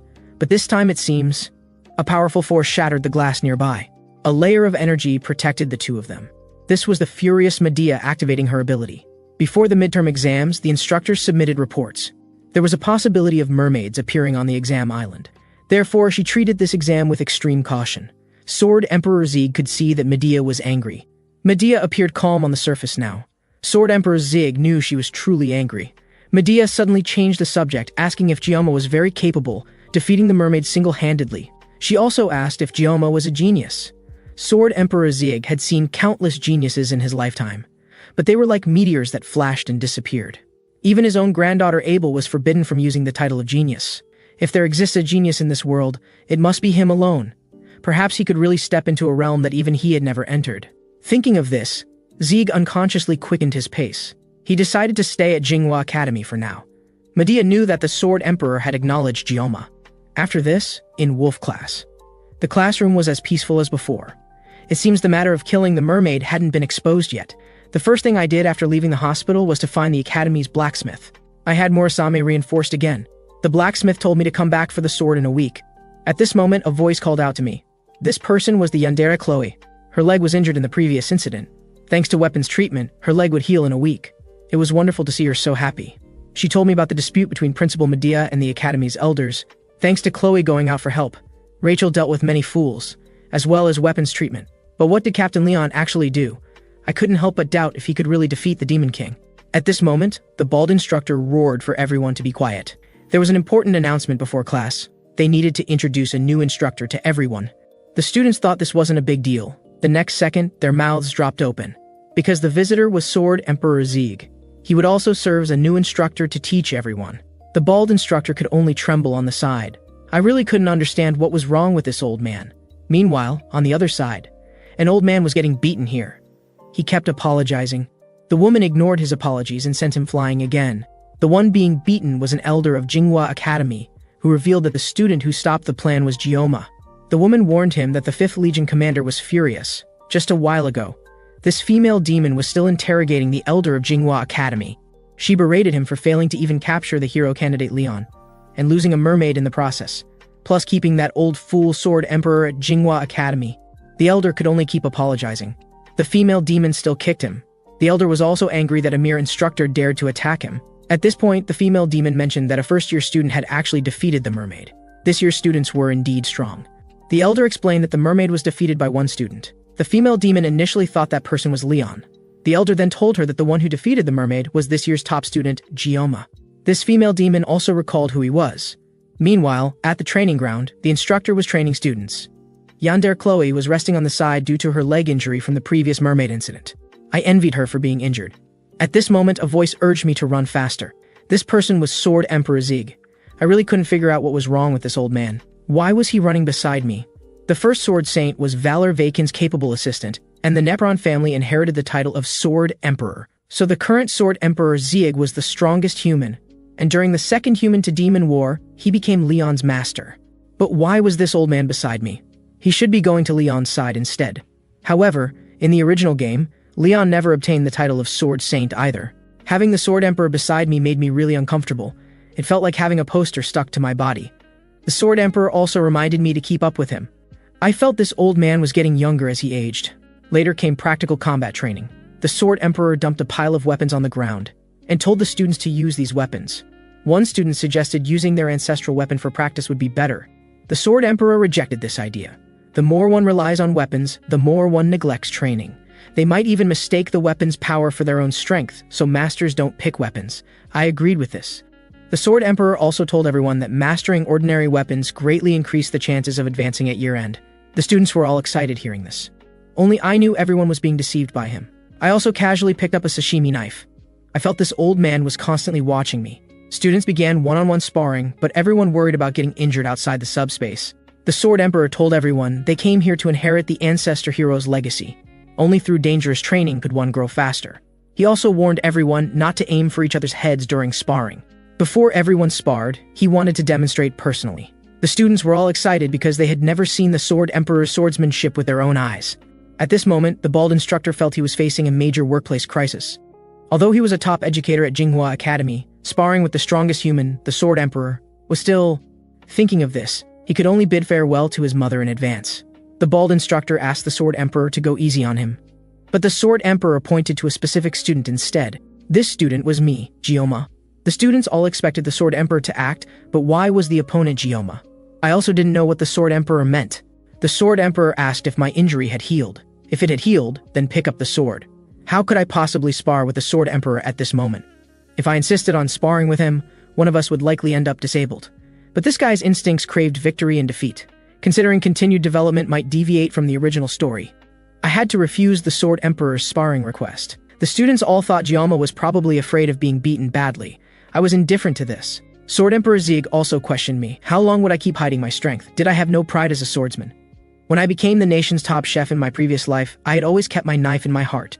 The Sword Emperor's provocation was meant to force me to act. As I prepared to agree to the sparring, the bald instructor hurriedly stepped forward to stop it. The Sword Emperor knew I had made up my mind. Everyone waited for my answer. I drew the sashimi knife and accepted the Sword Emperor's sparring request. The Sword God's blessing instantly activated. Both the Sword Emperor and Gyoma entered meditation mode. The Sword Emperor confirmed his thoughts were correct. When he was young, a knight had once demonstrated sword energy to him, having reached that realm. So the Sword Emperor had always been watching Gyoma. If it was him, he should be able to lead himself into that realm. In this instant, the two exchanged several rounds. Gyoma and the Sword Emperor each wielded their weapons. He didn't dodge the Sword Emperor's attacks head-on. Instead, he caught the sword with perfect technique. The two continued to clash in this space. The Sword Emperor's sword had been tempered by years, completely different from an ordinary person's sword. This sword slashed toward Gyoma. The students outside still didn't know what was happening. Everyone didn't understand why the Sword Emperor chose a special admission student as his opponent. The two remained in the standoff for a long time. Everyone also noticed something was wrong. Why were they standing motionless? The bald instructor knew they weren't standing still. They had already fought countless rounds. Initially, the bald instructor disagreed with the Sword Emperor sparring with a student. The Sword Emperor proposed sparring through meditation. Gyoma should have stepped into that place. The Sword Emperor was amazed that Gyoma blocked his full power strike. Most importantly, during this meditation period, he was still growing. Thinking of this, the Sword Emperor unconsciously activated his blessing. This was Sword Emperor Zieg's Sword Spirit blessing. He prepared to unleash a full power strike. This sword energy's pressure blew toward everyone. The bald instructor knew the meditation world was about to be destroyed. Just as the two's duel was about to reach its conclusion, the bald instructor was still thinking this wasn't what the Sword Emperor had promised. This sparring session would definitely draw blood if it couldn't stop now. As the bald instructor shouted loudly, Medea descended from the sky, scolding the Sword Emperor for being a madman. Is it Alzheimer's? After the duel between Gyoma and Sword Emperor, the Sword Emperor kept apologizing to Medea. But Medea was still very angry. She berated the Sword Emperor for having dementia. How could he activate his blessing against a student? Sword Emperor Zieg explained he had no such intention. Actually, he had already lost his rationality and used his full strength. Sword Emperor Zieg apologized to Medea again. Medea knew that Sword Emperor Zieg had never apologized to her in 50 years. But today he had apologized to him twice in one day. The calmed Medea asked the Sword Emperor what was going on. How could he suddenly activate his Sword Spirit's blessing? If she hadn't stopped him, disaster would have struck. The Sword Emperor stated he couldn't gain an advantage without using his blessing. Medea couldn't believe the Sword Emperor Zieg could say such words. She couldn't imagine how talented Gyoma really was. Moreover, Gyoma had already reached the meditation realm. Medea was shocked that the Sword Emperor only reached this realm at 30, while Gyoma reached it at 17. Was this reasonable?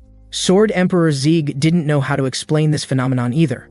Medea also recalled that when she called out to Gyoma earlier, that pressure made even her dignity as a 7-star hero disappear. She felt fear from Gyoma. The last time she had this feeling was when facing the demon race's 6th Legion commander. Why could she feel this fear from Gyoma? Was it because his name contained the word demon, and the Sword Emperor didn't seem to be lying either? Medea asked if the Sword Emperor had lost. The Sword Emperor obviously got flustered and immediately said how could that be possible? Although Gyoma was impressive, he was still lacking. Moreover, he wasn't carrying his full equipment at the time. Medea directly mocked. Wasn't it a certain someone who said masters don't blame their equipment, yet you're making excuses about not having your equipment? You look really pathetic right now. This infuriated Sword Emperor Zieg. Meanwhile, on the other side, the previous battle with the Sword Emperor was too intense. I also woke up from my sleep. That old man was too thirsty for battles. If Medea hadn't intervened, something serious might have happened. After experiencing meditation once, I felt it was very subtle. Meditation mode required high skill and proficiency with weapons. It was said that only masters who had trained with a specific weapon their entire lives could enter meditation mode. In the game Miracle's Blessing M, fewer than 10 people could enter meditation at will. Even the protagonist Leon needed 3 years of training to enter meditation. But why could I enter immediately when even the protagonist needed 3 years? I recalled my 20 years of sword experience from my previous life, plus the situations when I activated the Sword God's blessing each time. I had also gotten used to life here. From previous experience, avoiding trouble only made things more troublesome. Rather than being passively involved in trouble, it was better to take initiative. I decided to try entering meditation again. If I could successfully enter meditation, I wouldn't need to activate the sword god's blessing for future training. So I began meditating, after trying several times repeatedly. As expected, I entered meditation. However, cracks appeared in the meditation space. A large hand tore through the meditation space.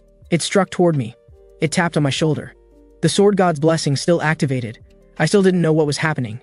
But the sashimi knife in my hand had already turned to ash. I was also pulled back to reality. Meanwhile, on the other side, the elders of the Elder Council were still arguing loudly. Some radical elders had actually cooperated with the demons.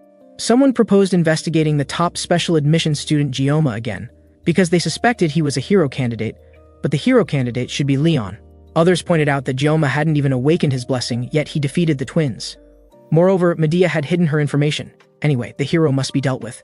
7-star heroes were enough. Future threats like heroes must be eliminated early, and the Sword Emperor had already entered Jinghua Academy. Since Medea became principal, the Elder Council's influence had greatly diminished.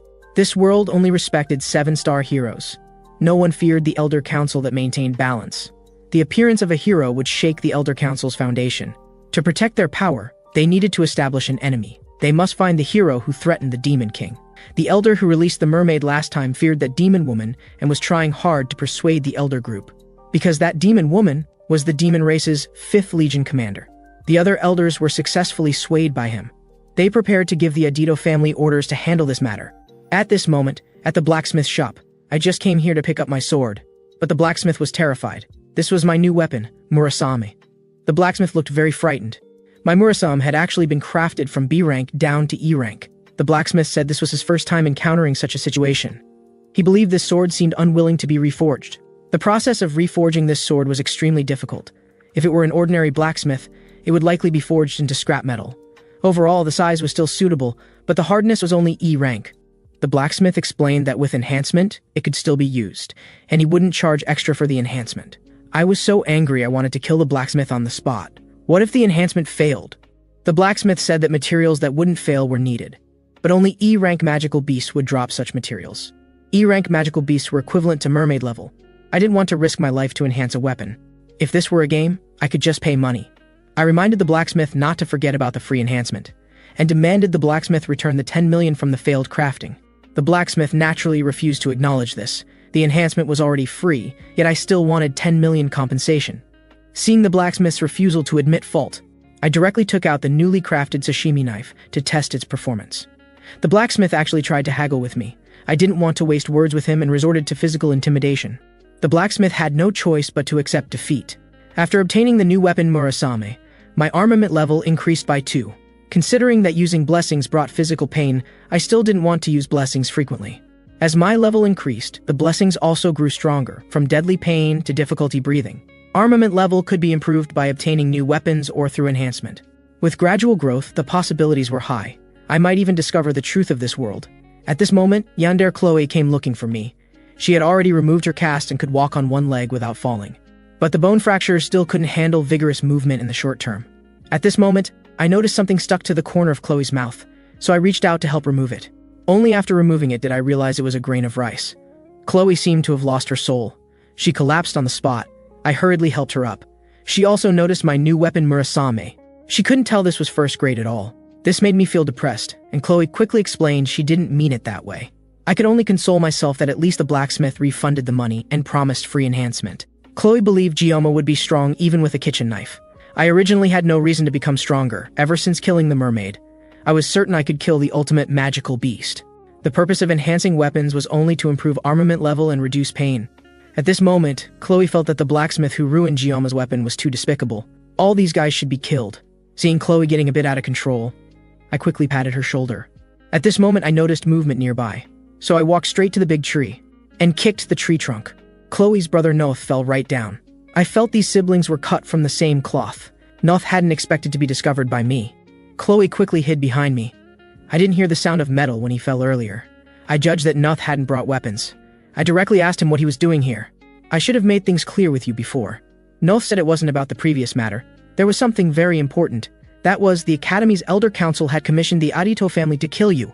I was surprised that the Academy's Elder Council had actually appeared. Chloe was also angry that her brother would approach Gioma over such a matter. She quickly told me to hide behind her, but she had already hidden far away. This feeling was a bit subtle. Noth revealed that the Elder Council was currently very persistent about killing you. You must have done something before. The Adito family had temporarily suppressed this matter. They had acted against a student without the principal's permission. But the Adito family couldn't ignore the Elder Council's demands either. If they continued to pressure, they would have to act. Chloe, as a member of the Adito family, also needed to know about this matter. I clearly understood that Noth was still very worried about his sister Chloe. Noth knew that Chloe was happy around Gioma, so please don't let her get hurt. I didn't know what he was talking about. I felt Chloe's leg injury wasn't my fault either. I could only casually agree to his request. Noth also asked how I'd become so strong. I didn't understand what he meant by strong either. Being able to confront danger at any time is what makes one strong. I could only maintain my strength for 1/10 of a day. Strength with weaknesses couldn't really be called strength. Since Noth had revealed his family secrets, I couldn't show nothing in return. I told Noth that your urgency for strength wasn't enough. Although you gained considerable experience in the Adito family, you still lacked real social experience. I didn't even know what I was talking about, but there was no problem. The best strategy was to leave early. After this, in the academy classroom. Now the Elder Council was targeting me. The Elder Council consisted of 7 people. 5 of them were descendants of the disciples of the ancestor hero Valor Vakin. They had great influence not only in Jinghua Academy, but also in this world. They continuously influenced the protagonist for their own power and safety. I really couldn't understand why they were targeting me. Since entering with top grades, I had done too many conspicuous things in the subspace, sparring by defeating Noth, and replacing Leon to defeat the mermaid in the midterm exam. Being noticed by the Elder Council was understandable. I also recalled that during the last mermaid incident, the person they targeted was Leon, not me. I just happened to interfere with them there. Medea said she had hidden this matter, but it was natural for the elders to know about it. Someone in the Elder Council had targeted the hero, Leon. This could be understood as the Elder Council colluding with the demons. They didn't just want to hinder Leon, but to kill him. They cared more about their own power than humanity's rise and fall. Having rotted to this extent, I could eliminate the Elder Council now. But the timing wasn't right yet. When the time came, I would eliminate them all. Thinking about these matters made it impossible for me to concentrate on class. Now I needed to enhance my weapon, and enhancing weapons required materials, but I couldn't enter dungeons alone. First, I needed to form a team. If I asked Chloe, she would definitely agree. I preferred not to have muscle-type members like Rachel. I thought of the healer weapon from last time, so I went to Dragon class where weapon was. A burly man nearby was preparing to attack me. I didn't even bother with such a little thug. I warned him to get lost or I'd beat him to death. The burly man raised his fist and struck at me. His movement seemed very slow to me. Weapon appeared and knocked him down with one punch. The students were amazed by the fighting. This burly man immediately lost consciousness. I hadn't expected the healer to be so strong. Weapon knew I was looking for him and suggested we go outside to talk privately. Weapon understood that I wanted to form a team independently and asked him to help recruit members. I would give the rewards to others and only wanted magical beast materials because I couldn't find anyone else besides Chloe. Weapon felt that if not for the Academy's rule requiring 4-person teams for dungeons, you could just solo dungeon. I had to tell him it was a bit difficult. Weapon felt that after killing the mermaid, saying such things was just being modest.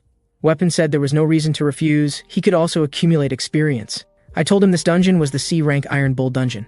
That dungeon was an ancient one. Currently there were Gioma, Chloe, and Weapon. The last member just couldn't be Rachel or Leon. Weapon mentioned that Rachel had been in seclusion training since her last discharge. Leon was preparing to tackle high-level dungeons with upperclassmen. At this point, Weapon thought of a suitable candidate. This person should still be sleeping right now. Before finding her, we needed to buy something at the convenience store first. Weapon brought me to a certain place. I had never seen such a place in my previous life playing the game. It had a somewhat Japanese-style decoration. There were archery targets filled with arrows nearby. A figure was lying on the ground. Weapon told them to get up quickly. The other person still looked unwilling to move. Weapon whispered something in their ear. The girl immediately woke up. Weapon pointed, "It's on Gioma." The girl rushed directly toward me. She was obviously targeting the bag in my hand. Her movements were agile and she snatched the bag in one go. After that, she lay on me and started eating voraciously. I still didn't know what was happening. She asked if I had more food.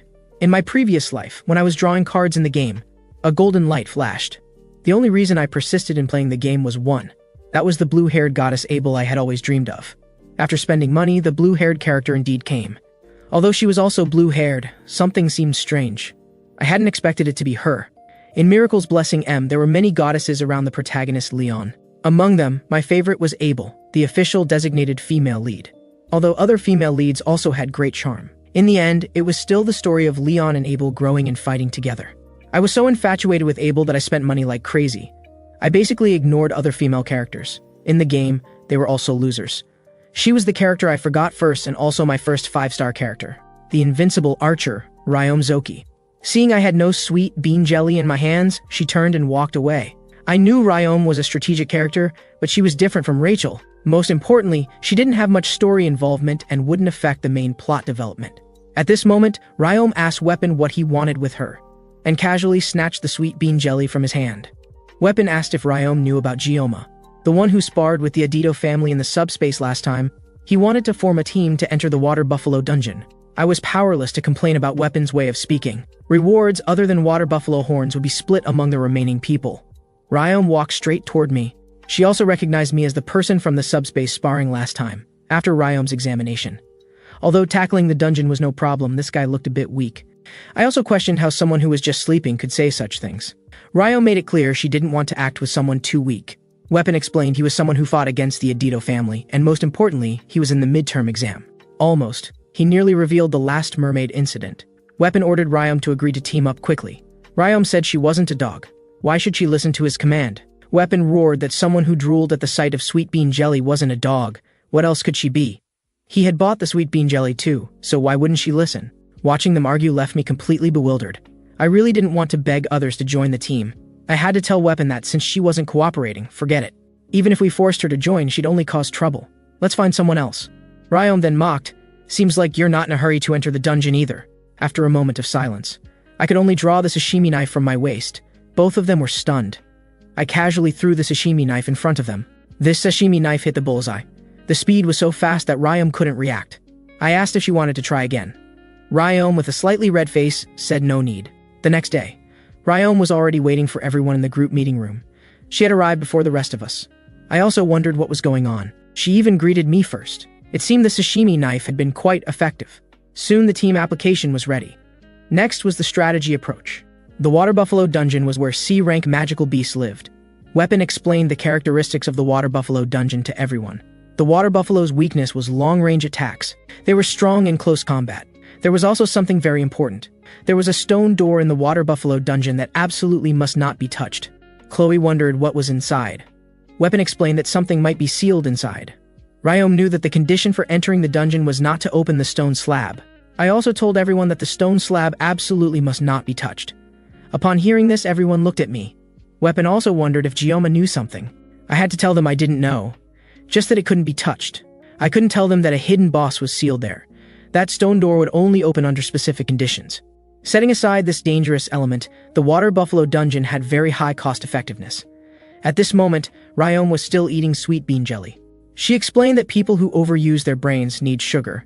I just felt there was an odd atmosphere nearby. It turned out to be Yandere Chloe looking very tense. I guess she was being vigilant about something. Just a while ago, I boarded the bus heading to the dungeon. This was a place I would never have come to in my previous life. This was the dungeon area with very strict management. The pressure from being constantly watched by the Elder Council was immense. Weapon told me not to be nervous. It was just a C-rank dungeon. He offered me an egg, but I refused. He then asked if Ryome wanted to eat. Ryome also declined, and Chloe was still dozing. Ryome's gaze occasionally glanced toward me. Whenever I turned around, she would look away. I already felt like I was being monitored, and now she was constantly staring at me. After this, we arrived at the dungeon entrance. This place was originally where magical beasts nested. Now it had become a monster farming dungeon. Weapon was curious why I brought so much luggage. I had to open my backpack to show them. The bag was densely packed with sashimi knives. Weapon joked that I was here to sell knives. He believed I had prepared so many sashimi knives for a reason. Chloe still served as the vanguard as before. Soon we reached the dungeon gate. The two people managing the dungeon looked sneaky. The staff asked everyone to fill in their names on the form. When I wrote Gioma, one of the staff members showed a startled expression. I also noticed something was wrong. Under their urging, we still entered the dungeon. That dungeon staff member's look was very suspicious. It should be fine, right? There were names left by people on the dungeon walls. At this moment, Ryome grabbed my hand. She asked if I had any sweets. I had no choice but to pull out candy from my pocket, but she seemed to dislike the candy. She asked if I had sweet bean jelly. She looked reluctant but still ate the candy. Chloe reminded that magical beasts were coming ahead. Weapon was responsible for command and support. Chloe and Ryome were the main damage dealers. Ryome also took out her specialized weapon. I recognized this as the S-rank weapon Red Bow White Stone at a glance. Ryome felt this bow hadn't been used for too long and didn't know if she could perform well. After eating a bite of sweet bean jelly, she regained her confidence. Everyone clearly felt the magical beasts approaching. Everyone got into position. A group of water buffalo charged over. Chloe rushed forward first. She immediately took down one water buffalo. Weapon told Chloe to follow the plan. At this moment, Ryom also drew her bow. After a few whooshing sounds, several water buffalo were shattered by Ryom's arrows. She apologized for blowing up the monsters. If everything continued this chaotically, the task of collecting bullhorns would be impossible. Being strong at long-range output was good, but there would be no way to get enhancement materials. At this moment, a water buffalo attacked Ryom. Ryom also noticed, but in her panic, she kicked a rock. Her weapon red bow white stone was knocked away. Ryom thought she was about to be attacked. I stepped forward to assist Ryom, and a sword energy slashed out, cutting the monster in half. Ryom was stunned. The water buffalo was also cut in two. I asked if she was injured. Ryom blushed and covered her mouth with her hands. Meanwhile, on the other side, the dungeon manager also received notification. Just now, our group had entered the C-rank water buffalo dungeon. We also successfully collected water buffalo horns. Ryom offered me sweet bean jelly as thanks. At this moment, I felt something was wrong behind me. It turned out to be yandere Chloe glaring viciously at us. I quickly changed the subject. I told Chloe that when we entered the dungeon earlier, that staff member seemed a bit strange. Seeing me and Chloe so close, Weapon thought we were dating. This made Chloe's face turn red. I told him not to view male-female relationships through colored glasses. Weapon felt that since I was always with Chloe, we were probably dating. Chloe seemed to be waiting for my answer. At this moment, everyone noticed something was wrong with the number of water buffalo. We hadn't killed many and they were already gone. Ryom also felt the water buffalo from earlier looked strange. They seemed to be fleeing for their lives. Moreover, water buffalo are naturally gentle creatures. They shouldn't behave this way. Most importantly, people in this world actually use these water buffalo for farming.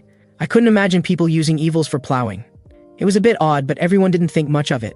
I asked how Weapon and Ryom knew each other. Ryom confidently explained she was first in the written exam, while Weapon was second.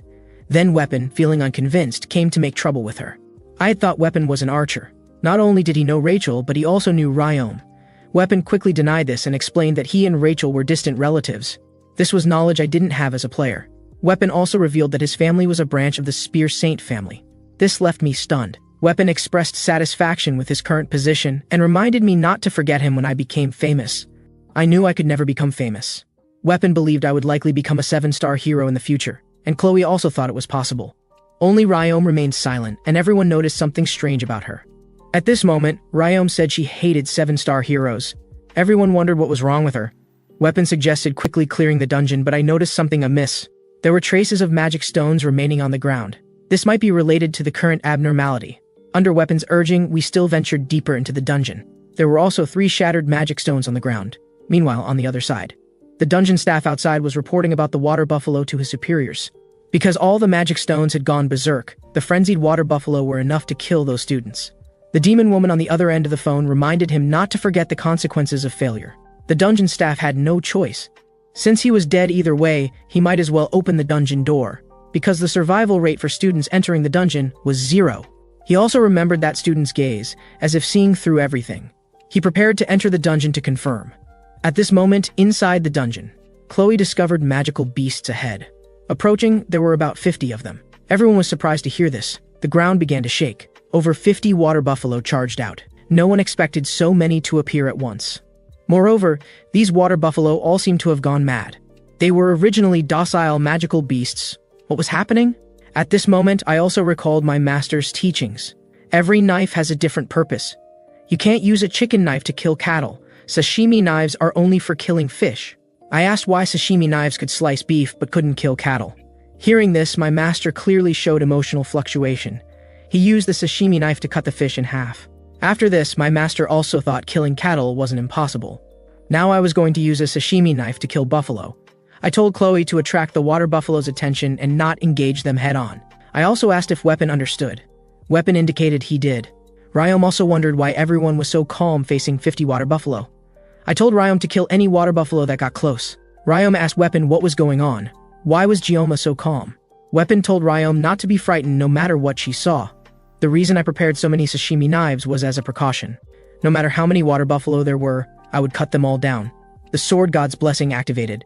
A group of water buffalo charged at me. I threw all the sashimi knives in my hands. This left Ryom stunned. She had never seen anyone like this before. The sword god's blessing activated. In an instant, I killed dozens of water buffalo. Ryom exclaimed in disbelief. Yandere Chloe also activated her blessing and pounced forward. She killed 2 water buffalo with one strike. I continued weaving through the buffalo herd, quickly eliminating these water buffalo. Ryom watched this scene in shock. A dozen water buffalo surrounded me. Ryom was about to knock an arrow to provide support. I swung the sashimi knife in my hand. With one slash, I eliminated these dozen water buffalo. This left Ryom stunned once again. Seeing the scene, she was speechless. I calmly continued collecting water buffalo horns. Thanks to the painless blessing, I could easily handle these dozens of water buffalo. Of course, there was also help from other team members. I patted Chloe's head to express my gratitude. Ryom still hadn't recovered from what happened. Only then did Weapon mention that he had warned her not to be surprised. Ryom roared. How could anyone not be surprised seeing this? She couldn't understand what was wrong with Gioma. Weapon explained that he didn't know either. This was probably what they called a legendary performance. After quite a while, Ryom still hadn't figured out what was happening. Weapon mentioned that clearing the dungeon originally required killing 20 water buffalo. But you alone killed 50.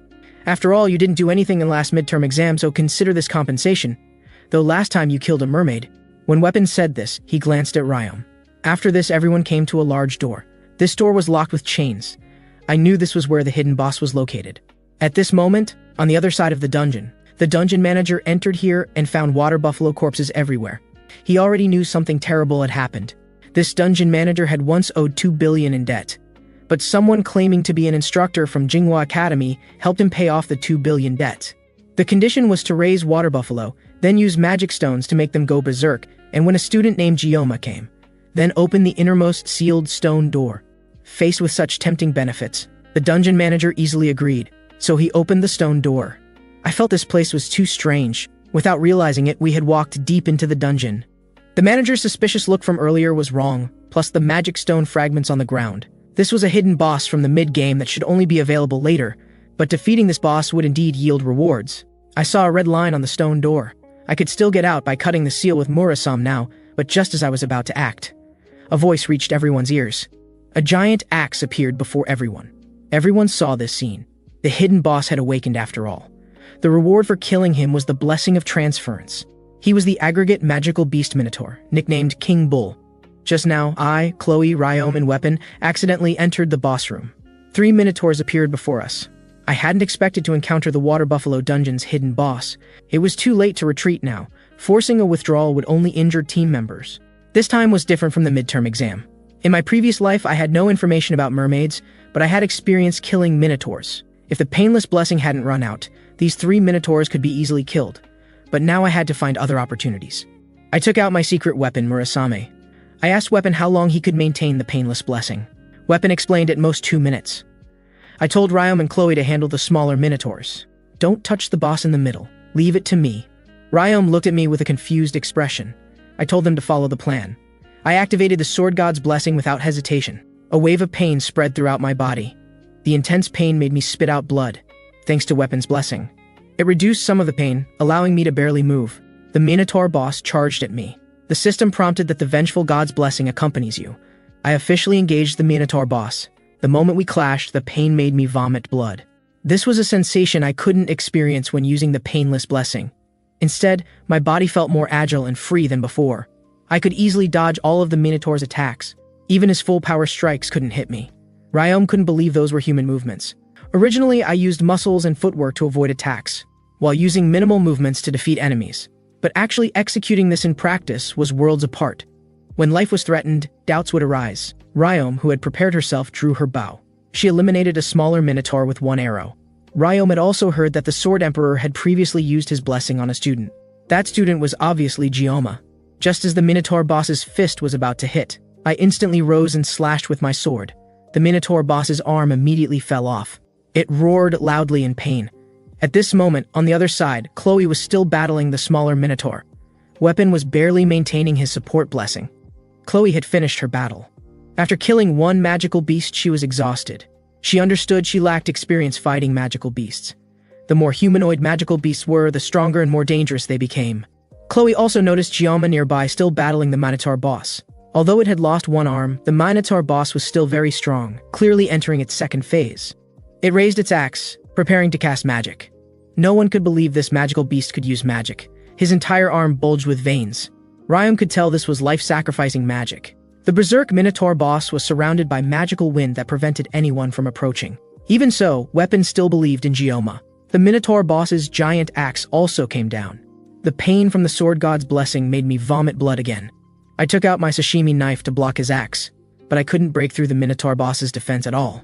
If I retreated now, my companions behind me would be in danger.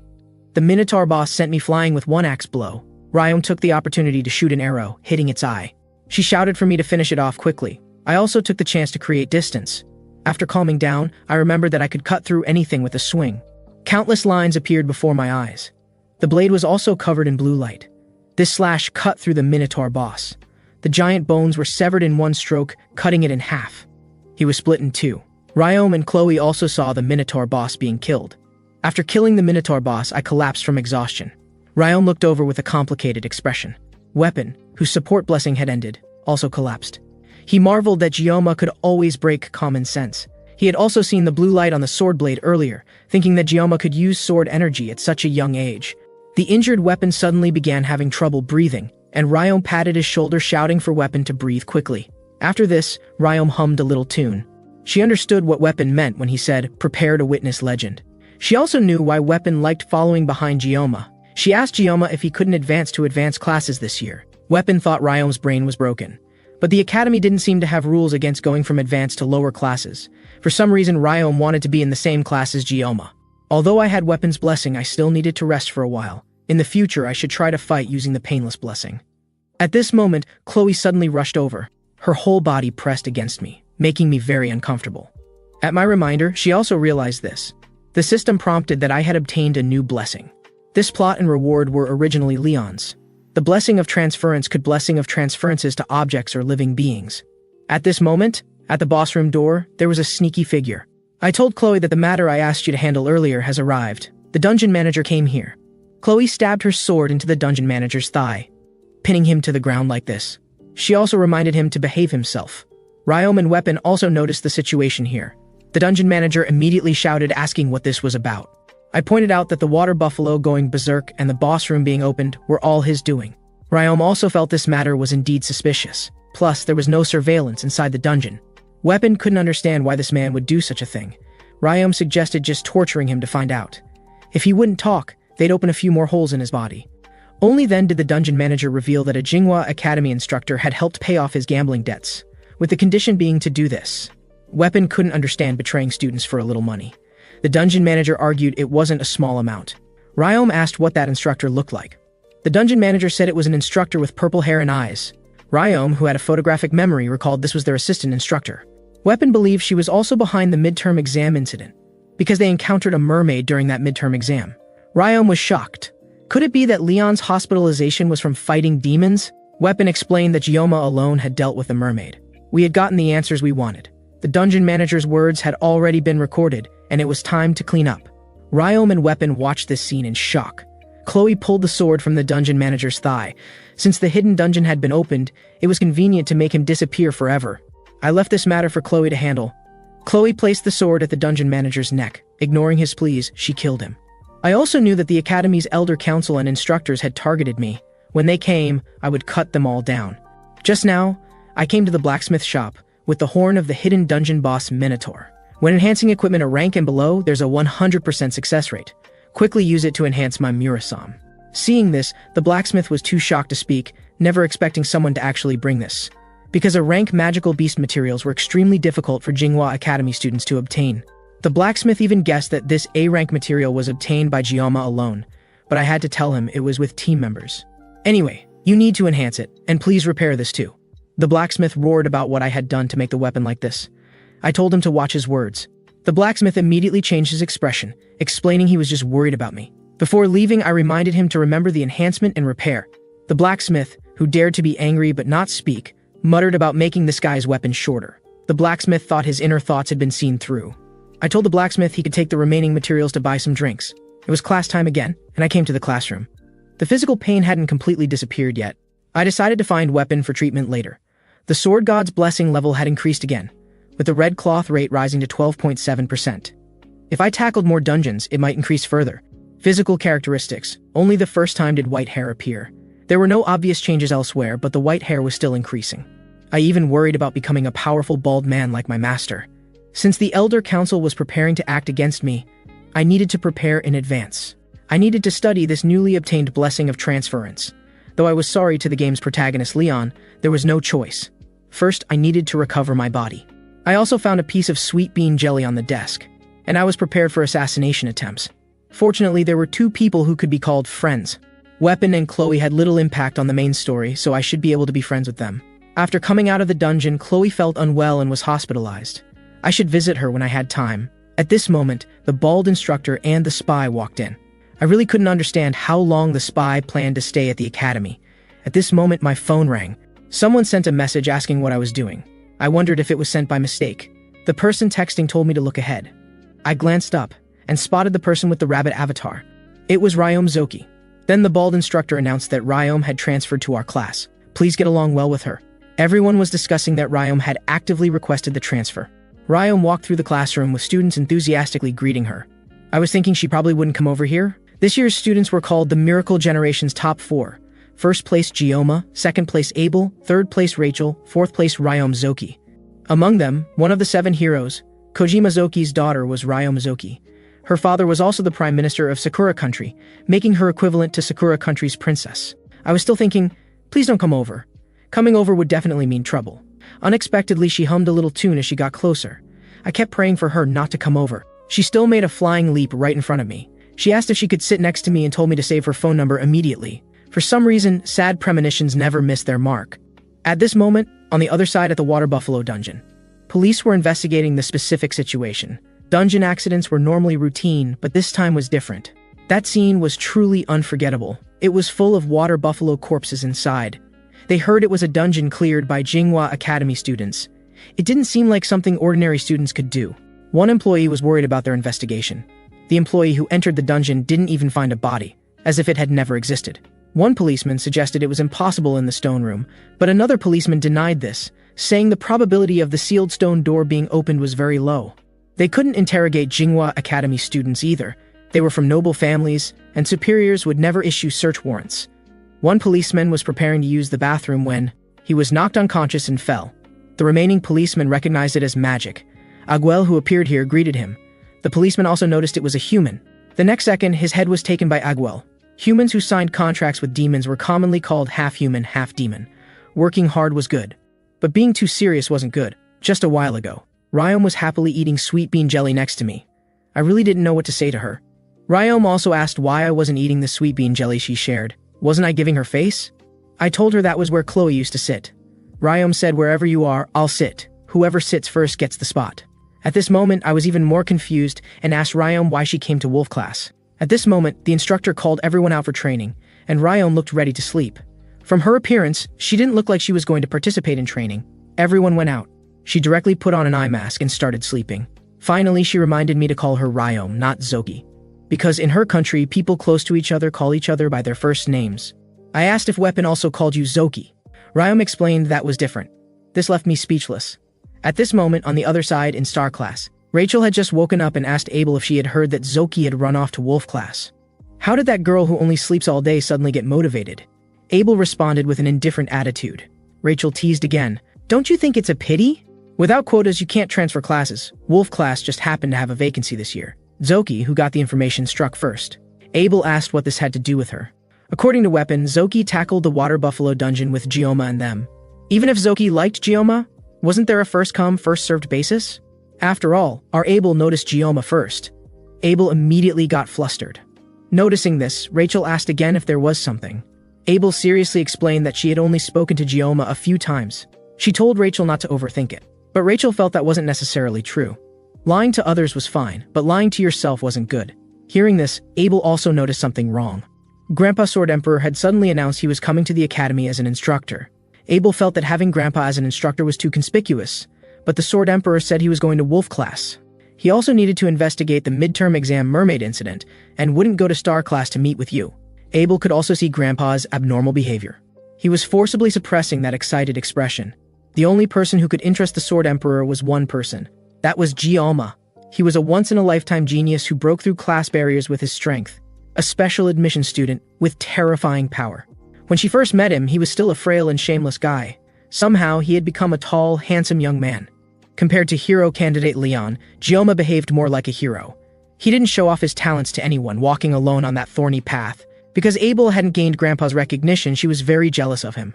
Rachel appeared beside Abel with a mischievous expression. This frightened her into quickly pushing Rachel away. She hastily explained she had no such feelings for Gioma and no energy for that. Rachel said she was relieved to hear that. This way she didn't have to compete with her for Gioma. Although she was confident she could beat that little girl, she really had no confidence in beating Abel. This made Abel a bit shy. Rachel asked again if she was admitting it. On the other side, in Wolf class, the instructor was explaining blessing levels to the students. They were divided into private spirit, guardian spirit, fairy spirit, and heroic spirit. A student asked if frequently dreaming about Grandpa meant having ancestral blessing. The instructor explained that ancestors could at most reduce weapon weight and wouldn't become blessings. Ryom was openly drooling and sleeping in class. Even the instructor didn't dare say anything to her. It had been 2 days since the transfer, and Ryom hadn't explained her reason for transferring. She was always sleeping, and there was no time to ask. Sleeping was fine, but why did she have to sleep next to me? Fortunately, Chloe was hospitalized. But thanks to Ryom's cleanup, the dungeon incident had no impact. Most students in the class had private spirit level blessings. Skillfully using private spirit could achieve guardian spirit effects. Because there were very few people with fairy spirit level in this world. The blessing of transference I obtained a few days ago was fairy spirit level. A student asked what heroic spirit level blessing was. Heroic spirit level blessing was also called hero level blessing. It was like a legendary existence. Since humans awakened blessings, it had only appeared once. Only the ancestor hero Valor Vacan had awakened it. When the professor mentioned there was another blessing in modern times, the class bell rang. I raised my hand and asked the instructor a question. The vengeful god's blessing accompanies you. How do you understand this phrase? The instructor didn't know how to answer. Then he explained this question was incorrect, because there were no gods left in this world. If there were other questions, he could visit his research office anytime. After the instructor finished, class ended. At this moment, Ryom also woke up, but she hadn't slept enough and was preparing to continue sleeping. I was also preparing to sleep for a while. Vaguely, I seemed to. Here's someone talking to me. GM wants to chat with you. After opening my eyes, I came to a mysterious space. GM wants to dialogue with you. There were many remnants of modern technology here. In a trance, I came to this broken space. Are you willing to accept? You accepted GM's dialogue. GM interferes with this world. I couldn't believe this was inside the world. The surrounding colors turned black again. Because the other party's level is too high and your level is too low. Conditions are not met. Do you wish to continue? There might be clues about the sword god's blessing. I could also find the reason for falling into this world. I decisively chose to continue. GM used willpower to contact you. World adjustment begins. The place where I was located began to crack. This was the same as when I entered the academy and awakened the sword god's blessing. I wanted to see what that scene really was. Just as I was about to touch it, a hand was placed on my shoulder. Because of external interference, GM said we'd chat next time. I still didn't want to give up this opportunity. GM left you information. Just swing the sword and you can cut through anything. No matter what it is, the vengeful god's blessing accompanies you. It was Ryom who woke me up. She told me to thank her or I'd have to take classes directly in the classroom tomorrow. Soon Ryom also noticed something strange about me, because my face was covered in tears. After this, I thought about this matter. Ryom thought I had a sad dream. Although it was a dream, I couldn't remember what kind of dream it was. At this moment, Weapon, Ryom, and Chloe came over. Weapon explained that enemies targeting Gioma were within the academy. Ryom told Weapon to get to the point and not talk nonsense. Every time he spoke about things, he didn't get to the point. Hearing too much nonsense made her ears bleed. Weapon roared that he would definitely reclaim first place in the next written exam. Ryom said her ears were bleeding and she couldn't listen anymore. Only then did I notice Chloe was standing far away, and I quickly asked how her body was. Chloe explained she was afraid of passing on her cold, so she deliberately stood farther away. I told Zoki that things were a bit complicated now, and I alone couldn't make progress. Zoki came over and emphasized to call her Ryom. Seeing I didn't respond, she emphasized again. Ryom. This made Chloe cough frantically. I had to admit it was fine to just call her Ryom. Weapon told everyone that those targeting Gioma were the Academy's Elder Council. And from what we learned in the last Water Buffalo dungeon about that female instructor's appearance, it was roughly like this. We should be able to find her soon. Currently, it was clear that Adito wouldn't handle the Elder Council's requests for now. Then, Ryom hacked into the Academy's website and checked all the instructor's information, finding that instructor but couldn't confirm her identity. I couldn't imagine Ryom knew these technical skills. Ryom said that in this industry-flooded world, one had to know at least 1 or 2 skills. To hack into the Academy's system, she had to choose the most vulnerable nighttime, which was why she didn't sleep well at night. You didn't think I only knew how to sleep, did you? She had really hit the mark. I did think she was that kind of person. I hadn't given her my phone number. She probably used these technical skills to find my number. The current situation wasn't very clear, and we couldn't go intimidate the Elder Council. If we did that, things would become more complicated. At this moment, Weapon suggested establishing a club of our own, and I also thought of clubs. MANHWA Academy clubs could access anywhere and receive funding. Whether for combat or activities, they would provide corresponding benefits. Clubs were affiliated organizations of MANHWA Academy. Establishing a club would earn the Academy's protection. Ryom also believed that with enemies both inside and outside, only a club could provide protection. Our club system was part of the Miracle M game content. Players could decorate spaces according to their preferences. They could accumulate favorability with female characters. That was the so-called game real estate industry. I hadn't expected clubs to have this use.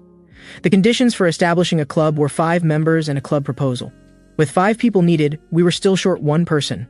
I asked if they were all going to join the club. Weapon said of course. Asking such a question was a bit hurtful.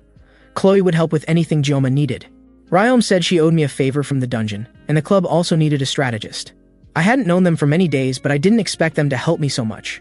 So everyone started naming the club. Chloe suggested memories of assassination since we needed to kill enemy forces. Weapon felt this definitely wouldn't work. Ryom suggested Sakura Village Defense Team, which was again opposed by Weapon. Names like Cheer Club and Memories of Assassination were all rejected. I suggested Travel Club, since we'd be going to dungeons and traveling around. Everyone thought this name was good. Next was finding a club advisor professor, because club advisors had to be professor level.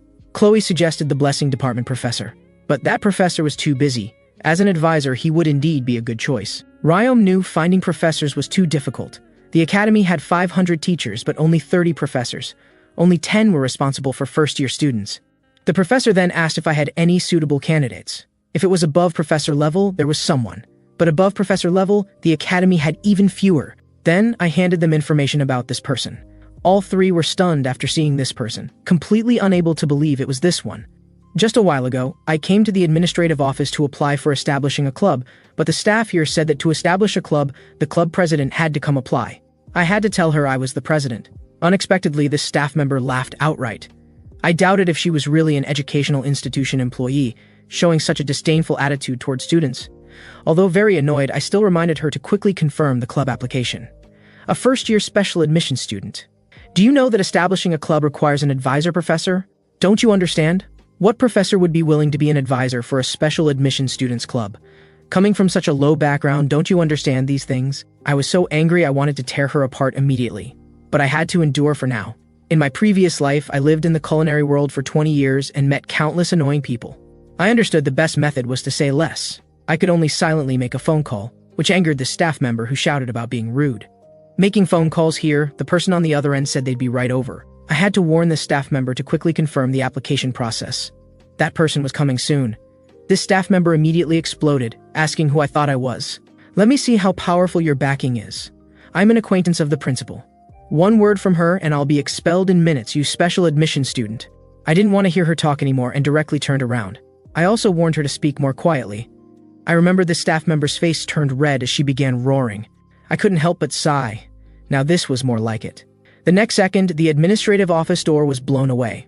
Several staff members still didn't know what was happening. They all glared over. I introduced her as my club advisor, and the staff member's expression turned ugly. This person was of course MANHWA Academy's principal Medea. I also greeted her, and Medea said if it was my request, she'd run over barefoot. This staff member also recognized this was this year's top student, Jioma. I left the club application matter to Medea and left. One staff member quickly brought over a chair. The blonde staff member hastily explained there must be a misunderstanding. Medea was about to use her blessing to force her to reveal what she said, but she immediately guessed what it should be. Something bad about special admission students. Jioma was someone both she and Sword St. Zieg valued, and she threw a paper at the staff. Give you 5 minutes. Write this resignation letter. Subsequently, Principal Medea told me that the club application had been resolved, and I guessed that employee was fired. Medea also asked me to visit her office after class. I first went to the blacksmith shop. I found he was still busy forging iron, finally showing some semblance of a proper blacksmith. In my previous life as a player, I had mixed feelings about Blacksmith Rand. I used to think he was somewhat pitiful. This game's characteristic is being money-hungry, so players all despise this blacksmith. I didn't spend much money in my previous life, so I didn't quite understand others' thoughts. High-spending players call the blacksmith Light Rand, most cursed Blacksmith Rand as a lunatic. He even downgraded my Morasam during forging. I have no idea what he was thinking.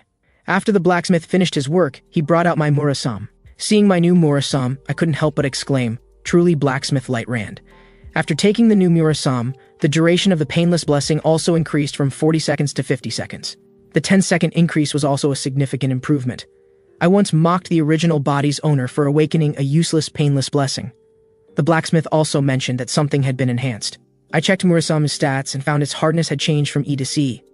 Having such a massive improvement was certainly a good thing. For now, I don't need to worry about Murasame breaking under excessive force. The system kept prompting me to press down, and after pressing, I discovered something strange. The current weapon Murasame can now gain 3 new characteristics. But magic stones need to be inserted for this to work. At this time, elsewhere, a certain elder from the Council of Elders was here drowning his sorrows in alcohol. He didn't know what to do now. Among the 7-star heroes, there was one called the Mad Tiger. He was a human hero, that was his father, but his father died in the Demon Subjugation War 60 years ago. Someone targeted the young him to obtain the Mad Tiger family's wealth, so he transferred the assassination curse to others, making them kill each other. To revive the once heroic family, he joined the Council of Elders and became an elder. Leading foolish people and maintaining the council's power, conveniently, humans had demons as enemies, giving their authority legitimacy. But certain variables would affect the council's power. That was the hero Leon, who could defeat the Demon King, the heaven-chosen hero. The power disparity between humans and demons was too great. Even the hero couldn't defeat the Demon King. But the ancestor Valor Vacan, who sealed the First Legion commander, truly existed. Such possibilities must be absolutely prevented. Then an instructor found him. The moment their eyes met, it was clear who was stronger and who was weaker. So he signed a contract with the 6th Legion Argol and became a half-demon, half-human villain. Leon alone was troublesome enough, and now there's another special admission student, Gioma. The Adito family delayed action, claiming insufficient justification. They proposed to another elder to summon the Undertakers. At this time, I was still in class. Murasame can be embedded with 3 magic stones, but magic stones only drop from specific boss monsters. Are the first-tier magical beasts that drop magic stones on the same level as demons? Ryom beside me was sleeping again. It had been a week since we cleared the Buffalo Dungeon together. The key to opening the Buffalo Dungeon's hidden treasure room was a magic stone. That magic stone came from a giant magical beast. I wonder who defeated it and obtained the magic stone. The giant magical beast in the game was a massive creature. Behind it was an even more terrifying evil giant serpent. There were even fierce beasts. These magical beasts could be called natural disasters. I really didn't need to risk embedding magic stones in weapons. Dealing with these magical beasts was originally Leon's responsibility.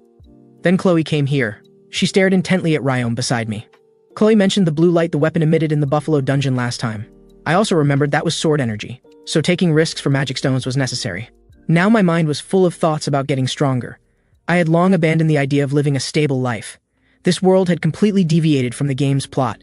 It was as if this world kept finding trouble for me. Then Weapon also came here. I knew that soon the truth behind the second human-to-demon war would be revealed, making weapon embedding necessary. From the current situation, even the outcome of the second human-to-demon war was unpredictable because the game's protagonist Leon was unreliable, defeated by a mermaid in one strike. Then Weapon approached the sleeping Ryom. He ended up getting punched by her. I couldn't understand what was happening. Weapon complained to me that Ryom hit him. I told him the club matter was resolved by the principal. We just needed to find one more member to start activities. Weapon mentioned that Leon had been very active lately, consecutively clearing several high-level dungeons. I also marveled that he finally looked like a protagonist. Ryom also mentioned that Leon only cleared a B-level dungeon yesterday, while we found even a C-level dungeon so difficult. Weapon asked Ryom if she was investigating Leon. It seemed she was very interested in him. Hearing this, Ryom still turned her head away and said she had no interest in Leon now. Leon would obtain the Balmung during the uninhabited island survival training. I had persevered until now with just a kitchen knife, which was quite impressive. I had the illusion that I was constantly blocking troubles for Leon. Even so, I wouldn't be bullied obediently. Nor would I be indecisive like the protagonist. I'm not the protagonist, but I must survive in this world. Whatever it is, I will cut it down with my blade. They thought I was reciting some anime dialogue. At this time, elsewhere, a group of people was summoned here. It was said the leader disliked the people here. But this time the price was too high, so he accepted the mission. If not for making a living, no one would do this kind of work. They were brought to a certain elder's room. This group was the famous villains from the game, the Undertakers. The one who summoned them was the elder who previously wanted to kill Gioma. He didn't waste words and directly handed over the documents. The target to eliminate this time was still Gioma. The Undertakers were surprised that this time's target was just a pretty boy. The elder told them that as long as they killed this person during the uninhabited island survival training, Each person would receive 100 million in compensation, with bonuses calculated separately. The body could be thrown directly into the sea to feed the fish. On the day of this week's test exam, I originally planned to just get by casually, but the test scores would be posted publicly. The club's 2 members were second place and first place. As the president, if I didn't work hard, I'd lose face. For questions I didn't know, I just chose option 3. Then my phone received a message. It was Ryom reminding me to eat breakfast. She told me breakfast should include sweet bean jelly, otherwise the brain couldn't function properly. I couldn't understand what she was thinking. I dismissively told her. Eating sweets before exams was a hometown tradition. Ryom questioned what I was eating. I got so annoyed that I told her to eat shit. This made Ryom immediately upset. I prepared to complete this exam properly. Unsurprisingly, I still failed miserably. Chloe asked how my exam went. I had to tell her I chose option 3 for everything. Chloe said essay questions couldn't be answered that way. I relied almost entirely on knowledge accumulated from playing games in my previous life. As long as my grades were better than Chloe's, there wouldn't be a problem. I asked Chloe if Nuth had said anything recently. Chloe explained that she did receive contact from her brother Nuth, but she was already asleep then. Learning that Nuth called at 7 p.m., it was impossible for the night active Chloe not to answer. She definitely ignored it on purpose. Contact information for Adito family members was top secret, so I could only get news from that side through Chloe, but Chloe and Nuth didn't have a good relationship. Weapon stayed up several nights but still couldn't get a decent phone. Ryom told him this was the difference in intelligence. Hearing this made Weapon furiously helpless. So Ryom sat next to me. She asked if Chloe and I were dating. This made Chloe's face turn red. I couldn't imagine only teenagers would have such thoughts. I had to explain there was no such thing. Chloe's expression turned sour again. Ryom asked why I never replied to her messages. What do you mean never? There was only that one time I didn't reply. At this moment, I vaguely sensed something was wrong. It was Chloe glaring this way. Because she heard about my contact with Ryom, she immediately questioned what was going on. I couldn't understand why Chloe didn't get angry when Ryom sat next to me in class, but got angry just because of contact. At this time, Weapon asked what was wrong with Chloe. Ryom pretended to ask what was wrong with Chloe. I quickly told her to stay away from me. Ryom thought that since I had known Chloe for some time, I should know what was wrong with her. I couldn't figure out what Ryom was thinking. Chloe also questioned why I hadn't even given her my phone number. I quickly explained that was because Chloe's phone number was classified. At this time, Chloe's eyes were obviously abnormal. Didn't we agree you'd only be my prince? Ryom asked again what was wrong with Chloe. I asked if she'd ever heard of yandere. Ryom immediately played dumb. What does yandere mean? My English isn't very good since I'm a foreigner. Weapon immediately pulled Ryom away. Couldn't she see the situation clearly? This scene looked like someone was about to go crazy. Chloe pulled out a craft knife. I knew this time was different from before, and I had no idea what to do. I'd been too busy lately and hadn't had time to watch YouTube videos on how to handle yandere situations. At this time, Chloe had already approached. You can only look at me alone. I told Chloe we should talk first. She slashed at me with the knife. Weapon's mouth hung open even wider. Ryom had a spectator's attitude. Gioma, you break my heart every time. There are other women around you besides me. This time the woman clearly referred to Ryom. I immediately pushed away Chloe, who was wielding the knife. Ryom continued with her spectator attitude. Chloe became increasingly frantic. For Gioma, I've been working hard all along. But what happened next exceeded Ryom's expectations. Because I pinned Chloe to the ground, I think we should communicate. Chloe was still making a big fuss. I told her to calm down first. Chloe retorted that I never contacted her. What was there to communicate about? I quickly explained that I wanted to talk to her face to face. Communicating through a phone, that metal block had no emotion at all. Hearing this made Chloe's face turn bright red. Feeling it was effective, I prepared to press the advantage. Chloe, thank you for always thinking of me. Seeing this made Weapon's face turn red too. Ryom looked displeased. I also told Chloe that clearing the Buffalo Dungeon was thanks to her, so she shouldn't be too sad. Hearing this, Chloe smiled happily as if she'd become a different person. I thought I'd finally gotten through this. I told Weapon everything was fine now. Clearly, Ryom looked displeased. After pacifying Chloe, I prepared to discuss serious matters. Ryom left alone. I couldn't understand what was wrong with her again. On the way back that day, both Weapon and Ryom were thinking about Gioma. Since some unknown point, whenever Chloe mentioned anything related to Gioma, she would instantly release killing intent. Weapon speculated that Chloe had developed twisted love for Gioma. But what was more shocking was Gioma. He spoke gently on the surface. But behind him, he didn't forget to grip the sashimi knife, using a policy of gentle persuasion combined with force. Gioma combined both persuasion and violence. When situations turned bad, he knew how to use violence and terror. At first glance, he might seem like a bad person. Undeniably, those were the qualities of a ruler. Based on this alone, Gioma would definitely become a big shot. At this time, Ryom was still constantly tapping her phone. Seeing her displeased expression, Weapon immediately asked what she was doing. Ryom explained she was deleting videos. Because subscribers didn't follow the operations in her videos, Weapon learned that Ryom was also on YouTube. He also raised his phone with text reading perfect yandere response method. Master this for future comfort. Practical application. What to do when a yandere charges at you with a knife. Weapon was amazed by the 210,000 views. It would be a shame to delete it. Ryom said it was no longer needed. Weapon asked if the channel name Zoki's Japanese was for teaching Japanese. Hearing this, Weapon teased Ryom all the way home. The next day at Jinghua Academy's library. Starting next Wednesday would be 3 days and 2 nights of uninhabited island survival training. Although it was called simulated warfare, teams of 1 to 4 people could be freely formed. Detailed training schedules were announced to all students. I found some books on camping or survival travel. The training involved surviving on an uninhabited island, so I had to learn to distinguish various poisonous plants. Although it wouldn't affect grades, these 3 days and 2 nights would confirm each student's capabilities. I remembered that in the original game event, game players also shone during this survival training.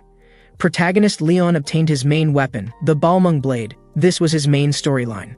Here, Abel and Leon developed feelings for each other. The uninhabited island survival was an activity I could fully immerse myself in, so I wasn't envious of them at all. After entering the academy, I'd experienced several life-threatening situations. I'd lost interest in the opposite sex. The academy's elders had their eyes on me. Plus, there was still an unidentified instructor to deal with, and the club was still 1 member short to begin activities. No matter how beautiful they were, I had no interest. It was the same regardless of who they were. I'd continue my youth in the next life. More than those things, as a swordsman, I was more interested in this. The Balmung. Both holy sword and demon sword. Perhaps because I was also a swordsman. So I couldn't help but feel greedy.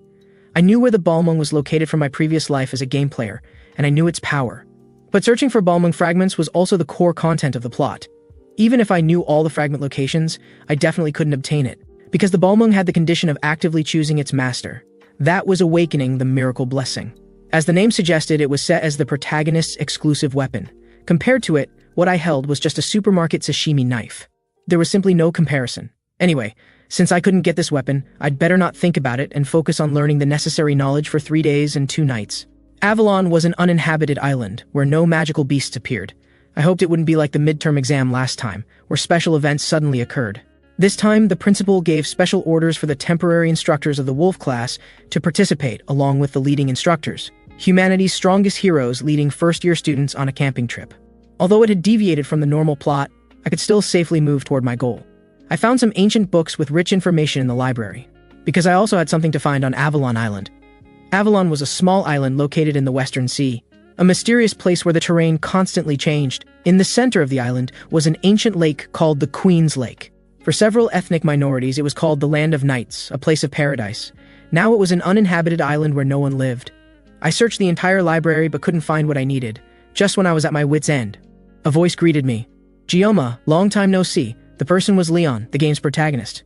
He came here and greeted me. He was also holding a book on magical theory. According to the original plot, he shouldn't be here. He asked what book I was reading. I told him I was researching information about Avalon Island for the upcoming training. Leon praised how hardworking I was. This point I couldn't deny. Busy with training while exploring dungeons, plus studying magical beast knowledge, every day was busy. Because I knew what would happen in 3 years, I had to prepare with maximum effort. I believed I had to be self-reliant at minimum. Leon's previous question, "Where are you from?" although he didn't differ much from the original Leon.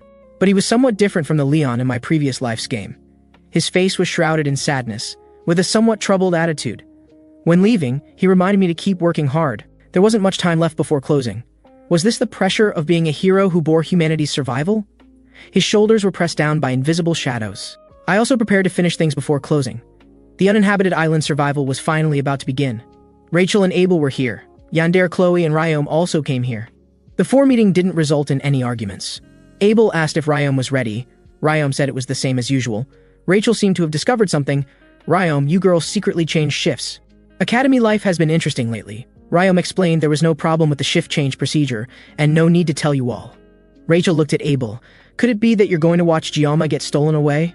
Ryom not only went to the Buffalo Dungeon with him last time, but now also joined club activities, and this time would spend 3 days and 2 nights of survival training with Gioma.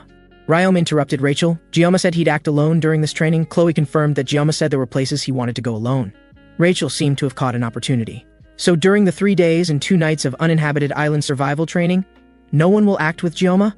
Everyone heard Rachel's scheming intention. Rachel said that while Gioma said he'd act alone, he never said others couldn't follow him. Ryom admired her logic. Rachel stopped pretending. Although you four haven't said it out loud, you're all thinking the same thing, so I propose a game to you openly.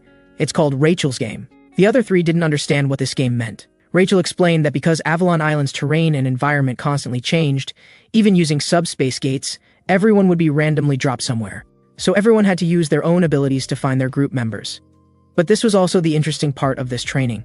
So during these 3 days and 2 nights of survival training, whoever found Gioma first, the other 3 couldn't compete with them. Hearing this surprised the two. Abel's face turned red. After meeting Gioma, you can each handle things yourselves, but don't interfere. Ryom mentioned taking verification photos as evidence. Abel thought about monopolizing Gioma and her face turned redder, so she had to find him first. Then, thinking about the matter between Gioma and Grandpa Sword Emperor, Abel turned and told everyone she had no time for such childish games and wouldn't participate. Ryom looked seriously at Abel's departing figure. The other 3 participated in this game. I also came to this gathering point. I brought 24 sashimi knives plus secret weapons. Principal Medea also reminded to bring spare medicine, at least 3 sets of underwear, and choose dirt-resistant black ones. I complained that she was simply like a grandmother character. I searched everywhere for that instructor from last time. Purple hair and purple glasses. A tall female instructor. Although I didn't know her intentions, if she had her eyes on me, the uninhabited island survival training was the perfect opportunity, utilizing the island's characteristic of constantly changing terrain and environment. After killing someone, disposing of the body would be easy. Of course, this point worked the same way for me. Although I was reluctant to kill people with a blade, it was unavoidable. I took out weapon sketch and began searching for this instructor. Everyone had purple hair, making it impossible to narrow down.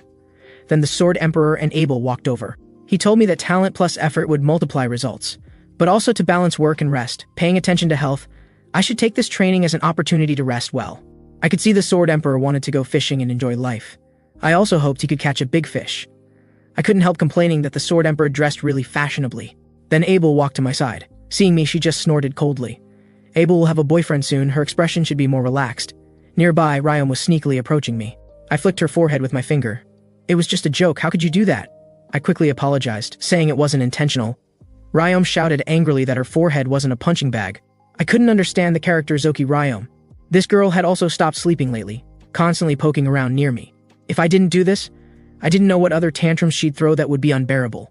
Although I didn't know what attracted her to me, Ryom was one of the female leads. I didn't want to get too close to her. The announcement reminded everyone that the subspace gate to Avalon Island was opening. Please pay attention to safety and have a pleasant time. My goal this time was to survive safely. May the hero's blessing always be with you. A flash of white light, and I arrived on the small island.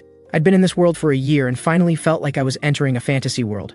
This was the sacred land Avalon. Before me was the primordial world tree. But there was no time to admire the scenery. The urgent matter was to find a new blessing. The first thing I did upon landing was search for the regeneration blessing.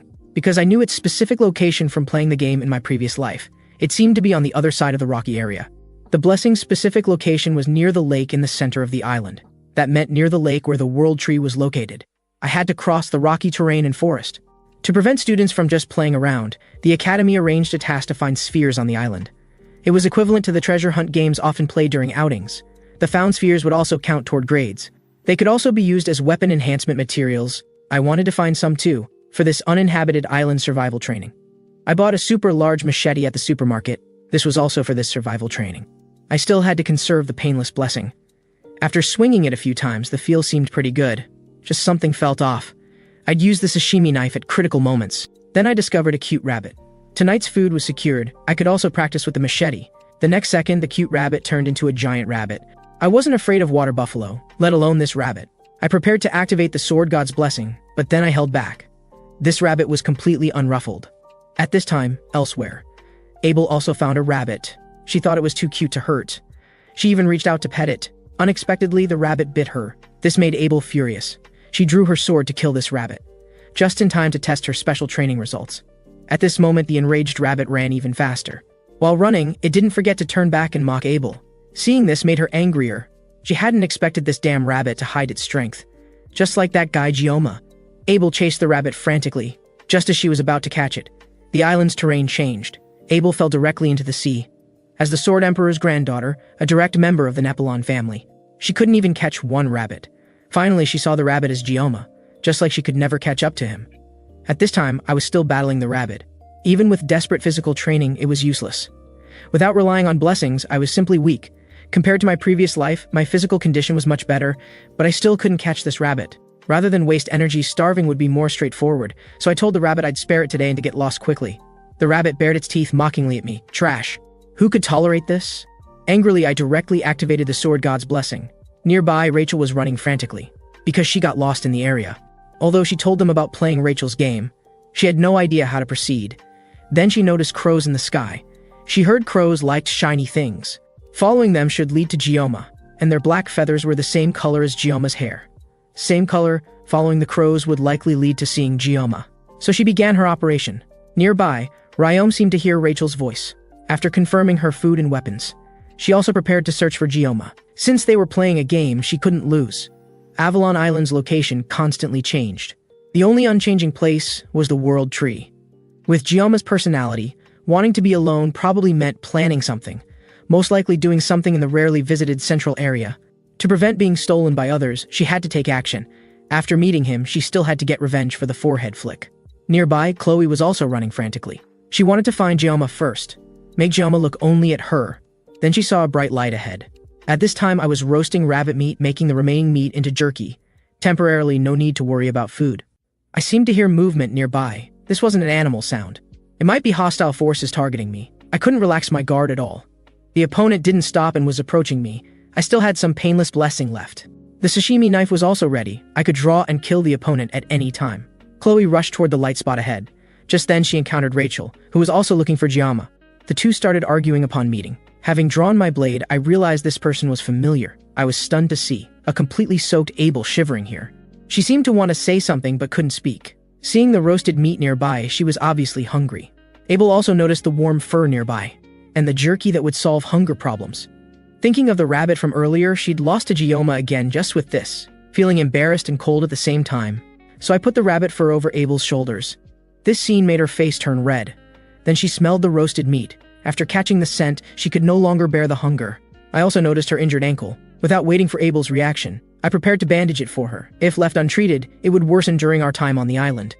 Abel also expressed her gratitude. Soon after, I finished bandaging it for her. After we sat in silence for a while, I asked why she was acting alone. She remembered what Rachel said. The person who found Gioma first could monopolize him and do whatever she wants. Thinking about this made her face redder, so Abel explained she had things she wanted to do, and being alone was more convenient. It seemed similar to me. At this time, Abel remembered Rachel's game, to prevent Gioma from being stolen by them. She took a photo and uploaded it to the group chat. Ryome couldn't believe this fact. Rachel laughed foolishly. Ryome had thought Abel really wouldn't participate. Rachel also thought she was a cat that wouldn't steal fish. After checking in, Abel ignored them. I handed her the roasted rabbit meat. Watching Abel eat, I felt a bit awkward. Abel asked why I was so capable. I knew my capability was only for 1 minute, but I'd caused quite a stir at Jinghua Academy this year. I told her it was because I had a good master who taught me swordsmanship. Abel believed that having learned swordsmanship by Grandpa's side for 17 years, she understood swords better than anyone, but had never seen Gioma's type of swordsmanship. So she asked what I'd learned and from which family. I didn't answer Abel's question, but told her that being strong doesn't necessarily mean victory. The person who persists to the end without giving up will win. The person who finds a way to keep going is the truly strong one. This stunned Abel. Such strange remarks. She couldn't help but laugh. This way of speaking was just like Grandpa's Sword Emperor. She wondered if Gioma was really 17 years old. Abel also remembered the last time they chatted sitting in chairs. This was their first real conversation since then. So I handed her more rabbit meat. I had to use meat to stop her mouth first. The next day, Abel woke up to find Gioma had disappeared without even saying goodbye. He left jerky nearby, remembering how he helped bandage her wound last night. Abel's face turned bright red, but seeing the well-bandaged bandage on her foot, tears unconsciously flowed down. She didn't know why she was crying. This was the first time someone had taken care of her. Throughout her life, she'd always resolved everything herself. Even when facing high walls, she had to climb over them. Holding back tears that wanted to fall, she had no energy left to enjoy the happiness of her age. This was the fate of those who inherited the Nepalon name. She couldn't understand why Gioma was so good to her, yet she'd always been jealous of him. Were there really people who would be kind to her without expecting anything in return? 2 days remained. Crying here wouldn't change anything. She had to repay this debt to him, so Abel began moving again. At this time, I started my plan. This island was a bit cold at night and a bit hot during the day. Abel should be awake by now. She was indeed very beautiful, but she seemed to not like me much. Abel's character attribute was that of a proud young lady, suddenly encountering and carefully caring for her last night. It wasn't because I liked Abel, but because seeing her miserable state, I simply couldn't ignore it. Just being a little kind to her wouldn't cause earth-shattering changes. I finally left the forest area. Obtaining the item might cause a slight change to the plot. But overall, the changes shouldn't be too significant, I remembered. Today was the day Abel and Leon's feelings began to sprout. She wouldn't give the fur to Leon, would she? If I'd remembered this earlier, I should have taken the fur back. I had to find the blessing before sunset. The regeneration blessing was a guardian spirit level blessing, one rank lower than the blessing of transference. It could instantly improve regeneration ability, but this blessing could only be used on oneself. This point matched the guardian spirit level. The same blessing of transference wasn't limited to just myself. If I possessed both regeneration and blessing of transferences, I could repair the easily damaged sashimi knife at any time.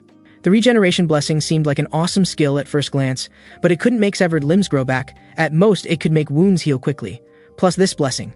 It didn't mean so much. Taking it wouldn't affect Leon's growth at all. Leon would become very powerful in the future. So I had to obtain this blessing. This was completely different from the game. I remembered the game showed this area as all rocks. I searched until sunset before finding this place. I didn't know what that shining object was. If it was a blessing, it should be hidden. What was that sphere? Did obtaining a blessing also come with such a large orb?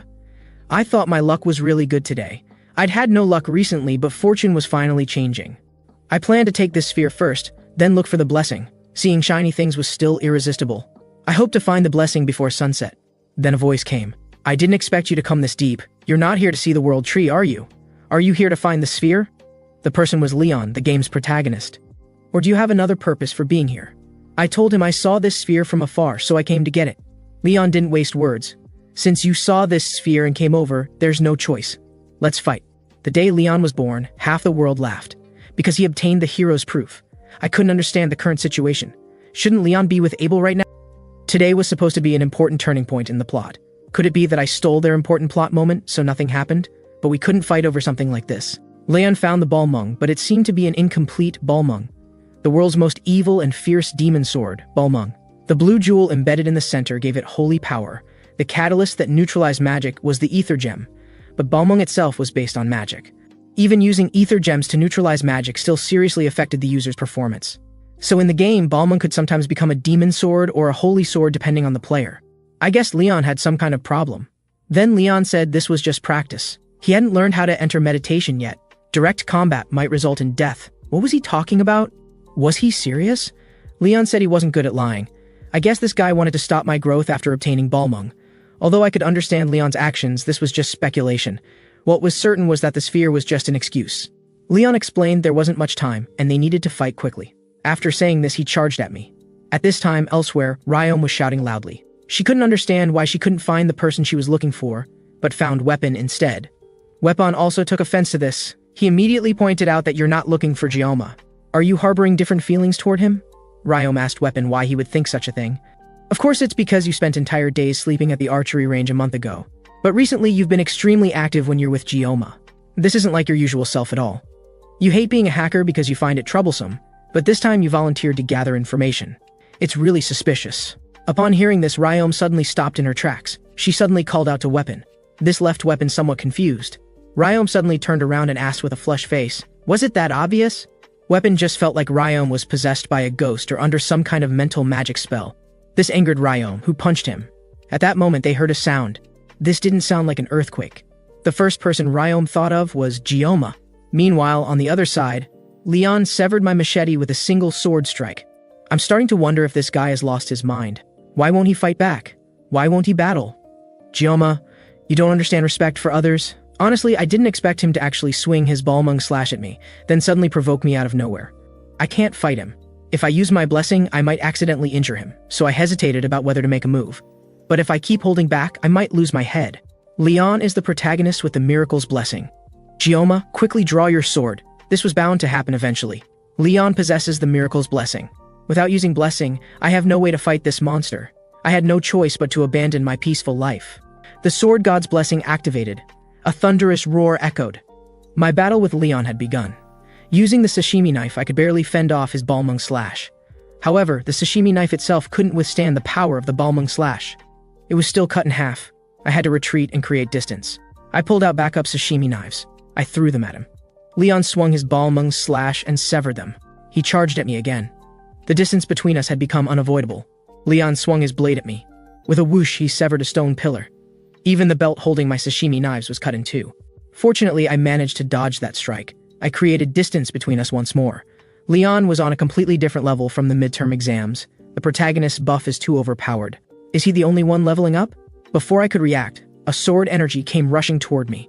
With a thunderous crash, the ground was carved with a deep fissure. This is the power of the holy sword Balmung Slash. That sword strike drained Leon of considerable magical power. I emerged from the smoke as well. Leon, why are you doing this? He couldn't answer for a moment. Because of the world. For some reason, he seemed unable to speak the complete sentence. If it's you, you can make everyone in the world happy and joyful. At this moment, Leon gripped his Balmung Slash tightly once more. Through this sparring match, we'll know who is who. A sword energy broke through the clouds. My figure and Leon's were covered by this radiance. Even so, I still charged forward and swung my blade. A corner of the Balmung Slash was severed. This battle had reached its conclusion. Leon recalled his father's words. This matter seemed too difficult for him. The one chosen to be the hero shouldn't be me. It should be you, Gioma. I successfully obtained glowing orb. A golden light swept past. Leon's figure became blurred. When I turned around, he had vanished. Only a feather remained on the ground. I thought the sudden sparring was just Leon's resolve as a hero, an act of self-improvement. But I didn't want to lose to anyone either. Seeing how he charged at me, he definitely wouldn't give up easily. What a pity about my pile of sashimi knives. One wrong move and I could have lost my life. To avoid injuring Leon, I dodged left and right. But Leon's growth also surprised me. The sparring just now seemed to have severed a piece of the Balmung Slash. After repairs and finding more parts, it should still be able to reach its final form. Not injuring Leon was fortunate. If the game's protagonist died, the world might have ended too. I tried touching this glowing orb. A burst of light shot out. Congratulations on obtaining the regeneration blessing. It can rapidly restore damaged cells to quick recovery. However, body parts that have fallen to the ground cannot be regenerated. I never expected to obtain the regeneration blessing this way. I pricked my arm to test this protection's performance. The pierced wound healed rapidly. The effectiveness far exceeded expectations. Fortunately, I got what I wanted. That evening, I built a fire by myself. Reflecting on the day's events, I still couldn't understand what had happened. Could it really be because of Abel? It was bound to happen eventually anyway. Due to the urgent situation, I didn't have time to question him about what he meant. Leon is from this world. Then what kind of existence is he? My falling into this world itself raises many questions. I need to do some necessary things. In my previous life, I had a fiery temperament. Although I've controlled it much more now, I cannot pretend not to see injustice. I often fought with difficult customers. My character of courageously facing difficulties could be considered a sense of justice. Originally, I tried to avoid getting involved in the main storyline. Without knowing when, I began putting my own safety first. Having reached this point, it's destiny. To obtain someone who wouldn't greatly affect the main storyline, I still ended up fighting Leon. And now I could be assassinated at any time. If my life is threatened, I really will kill people. Not magical beasts, but humans. Is what I'm doing really correct? I don't even know what will happen then. So much bullshit. You should act like yourself. In this situation, I actually started seeing hallucinations. I'm probably too tired. If Ryome were here, she would definitely say this. I wonder what the others are doing. At this moment, Ryome was still with weapon. The two had even drawn a line. Chloe and Rachel were together. Abel was still washing his body in the pool. I fell asleep like this. Several people stealthily approached my side. Without wasting words, they immediately launched their hidden weapons. I hastily dodged upon reacting. But I was still cut by this hidden weapon. Clearly, their assassination attempt had failed. They all wondered if this kid was really just a student. Someone suggested taking this opportunity to recruit him. The leader ordered him to be quiet. I also recognized her as the boss of the Undertakers, Rizian, the half-human, half-demon that Leon would face for the first time in the future. Originally a noble lady, but due to her relative's betrayal, she was expelled from her family. After becoming an assassin, the resentment in her heart grew stronger and stronger. She became a villain and was killed by Leon, a tragic character. Even so, I don't sympathize at all with this demon who abandoned being human. The bald man questioned, "Kid, who exactly are you? You actually managed to dodge that hidden weapon just now. Are you an assassin disguised as a student?" The bald man could tell that the person before him was no ordinary individual. To still show such an expression under these circumstances, he again suggested to the leader that they recruit him. Rizian didn't respond, but instead asked, "Which faction are you from?" I don't understand what they're talking about. This group of assassins who received a contract to kill me are asking which faction I belong to. In their eyes, don't I look like a student? Kid, although you're about to die, you're truly impressive. This is the first time the leader has shown interest in prey, right? Although you're the top student, I didn't expect you to be just a brat. Being able to dodge our attack just now shows you could enter this line of work. I also guessed their background. Looking at this situation, you came here. Under the orders of some elder, right? The several people whose identities were exposed were also startled. They questioned again, "You brat, which faction are you from? How dare you investigate us? I only know that you're butchers who kill for money." One person beside them immediately flew into a rage. This kid said the words the leader hates most. You think you're of noble status and hate hearing the word butcher from the mouth of a special admission student like me? One person beside them swung his fist and punched toward me. I easily avoided this punch. He was still cursing that the little mouse had actually dodged. Little did he know he had already been struck by a blade. The next second, his head fell to the ground. I killed him at the fastest speed. The other few people still didn't understand what had happened. This was my first time killing a person. Not in subspace, but in reality. This feeling wasn't too terrible. I activated the Sword God's blessing without hesitation. May God's blessing be with you. My target is the boss of the Undertakers, Rizine. This time, I will kill them all.